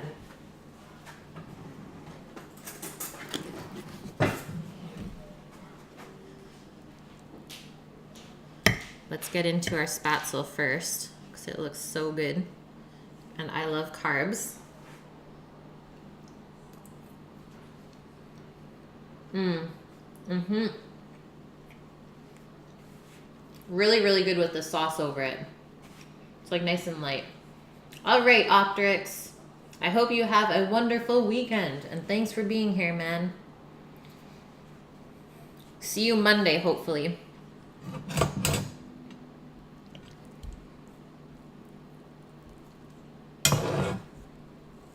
Taking off a piece of the boof. There we go. We're going in. Let's see how tender it is. It's actually really good.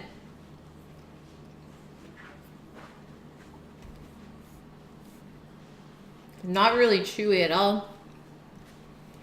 Has nice flavor for sure. Yeah, le bouffe. It's French.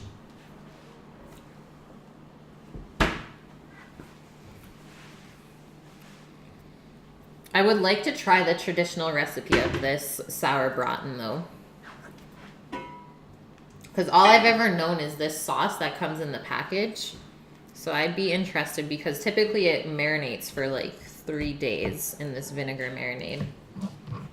Let's try a piece of the asparagus and the turnip.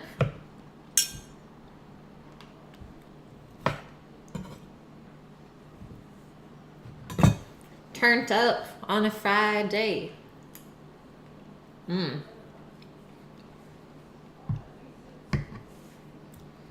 A hint of the thyme.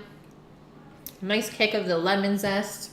Perfectly seasoned. I'm glad I didn't add any more salt, to be honest. Otherwise it would have been over salted. And they're so, so juicy. Asparagus tip, the loveliest part. You get more of the lemon flavor on the asparagus. It's really nice. It's not overcooked. So there's like a little bit of a bend in it, but it doesn't just like flop over. That's what you'll look for when you're cooking asparagus properly. And that's it, guys. Thanks everyone for the lovely stream today and taking your time to watch me fail a little bit at first. I'm gonna see if there's anyone on that we should raid.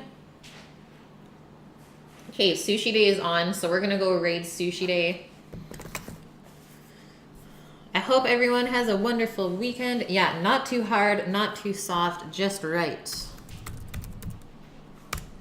Guys, feel free to get into my Discord there. Every recipe that I cook on stream is in there. And my channel page has all my socials. So my YouTube is where all of my previous videos are. I think I'm up to like 85 on there. So if you're looking for something to cook this weekend, pop into there. Because I cook everything from scratch and I go through every step usually. Thanks, guys. Have a good one. Did I not set up a YouTube one, Bet? Shoot. Okay, we're going into sushi.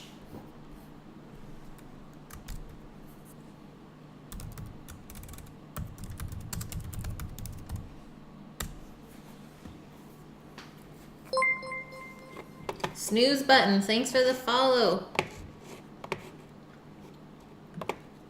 Get your onions ready. She's frying up some shrimps. It looks good. But you resubbed. Thank you. Thanks, girl. You can't do the alert. Shoot. Well, thank you anyways. Love you.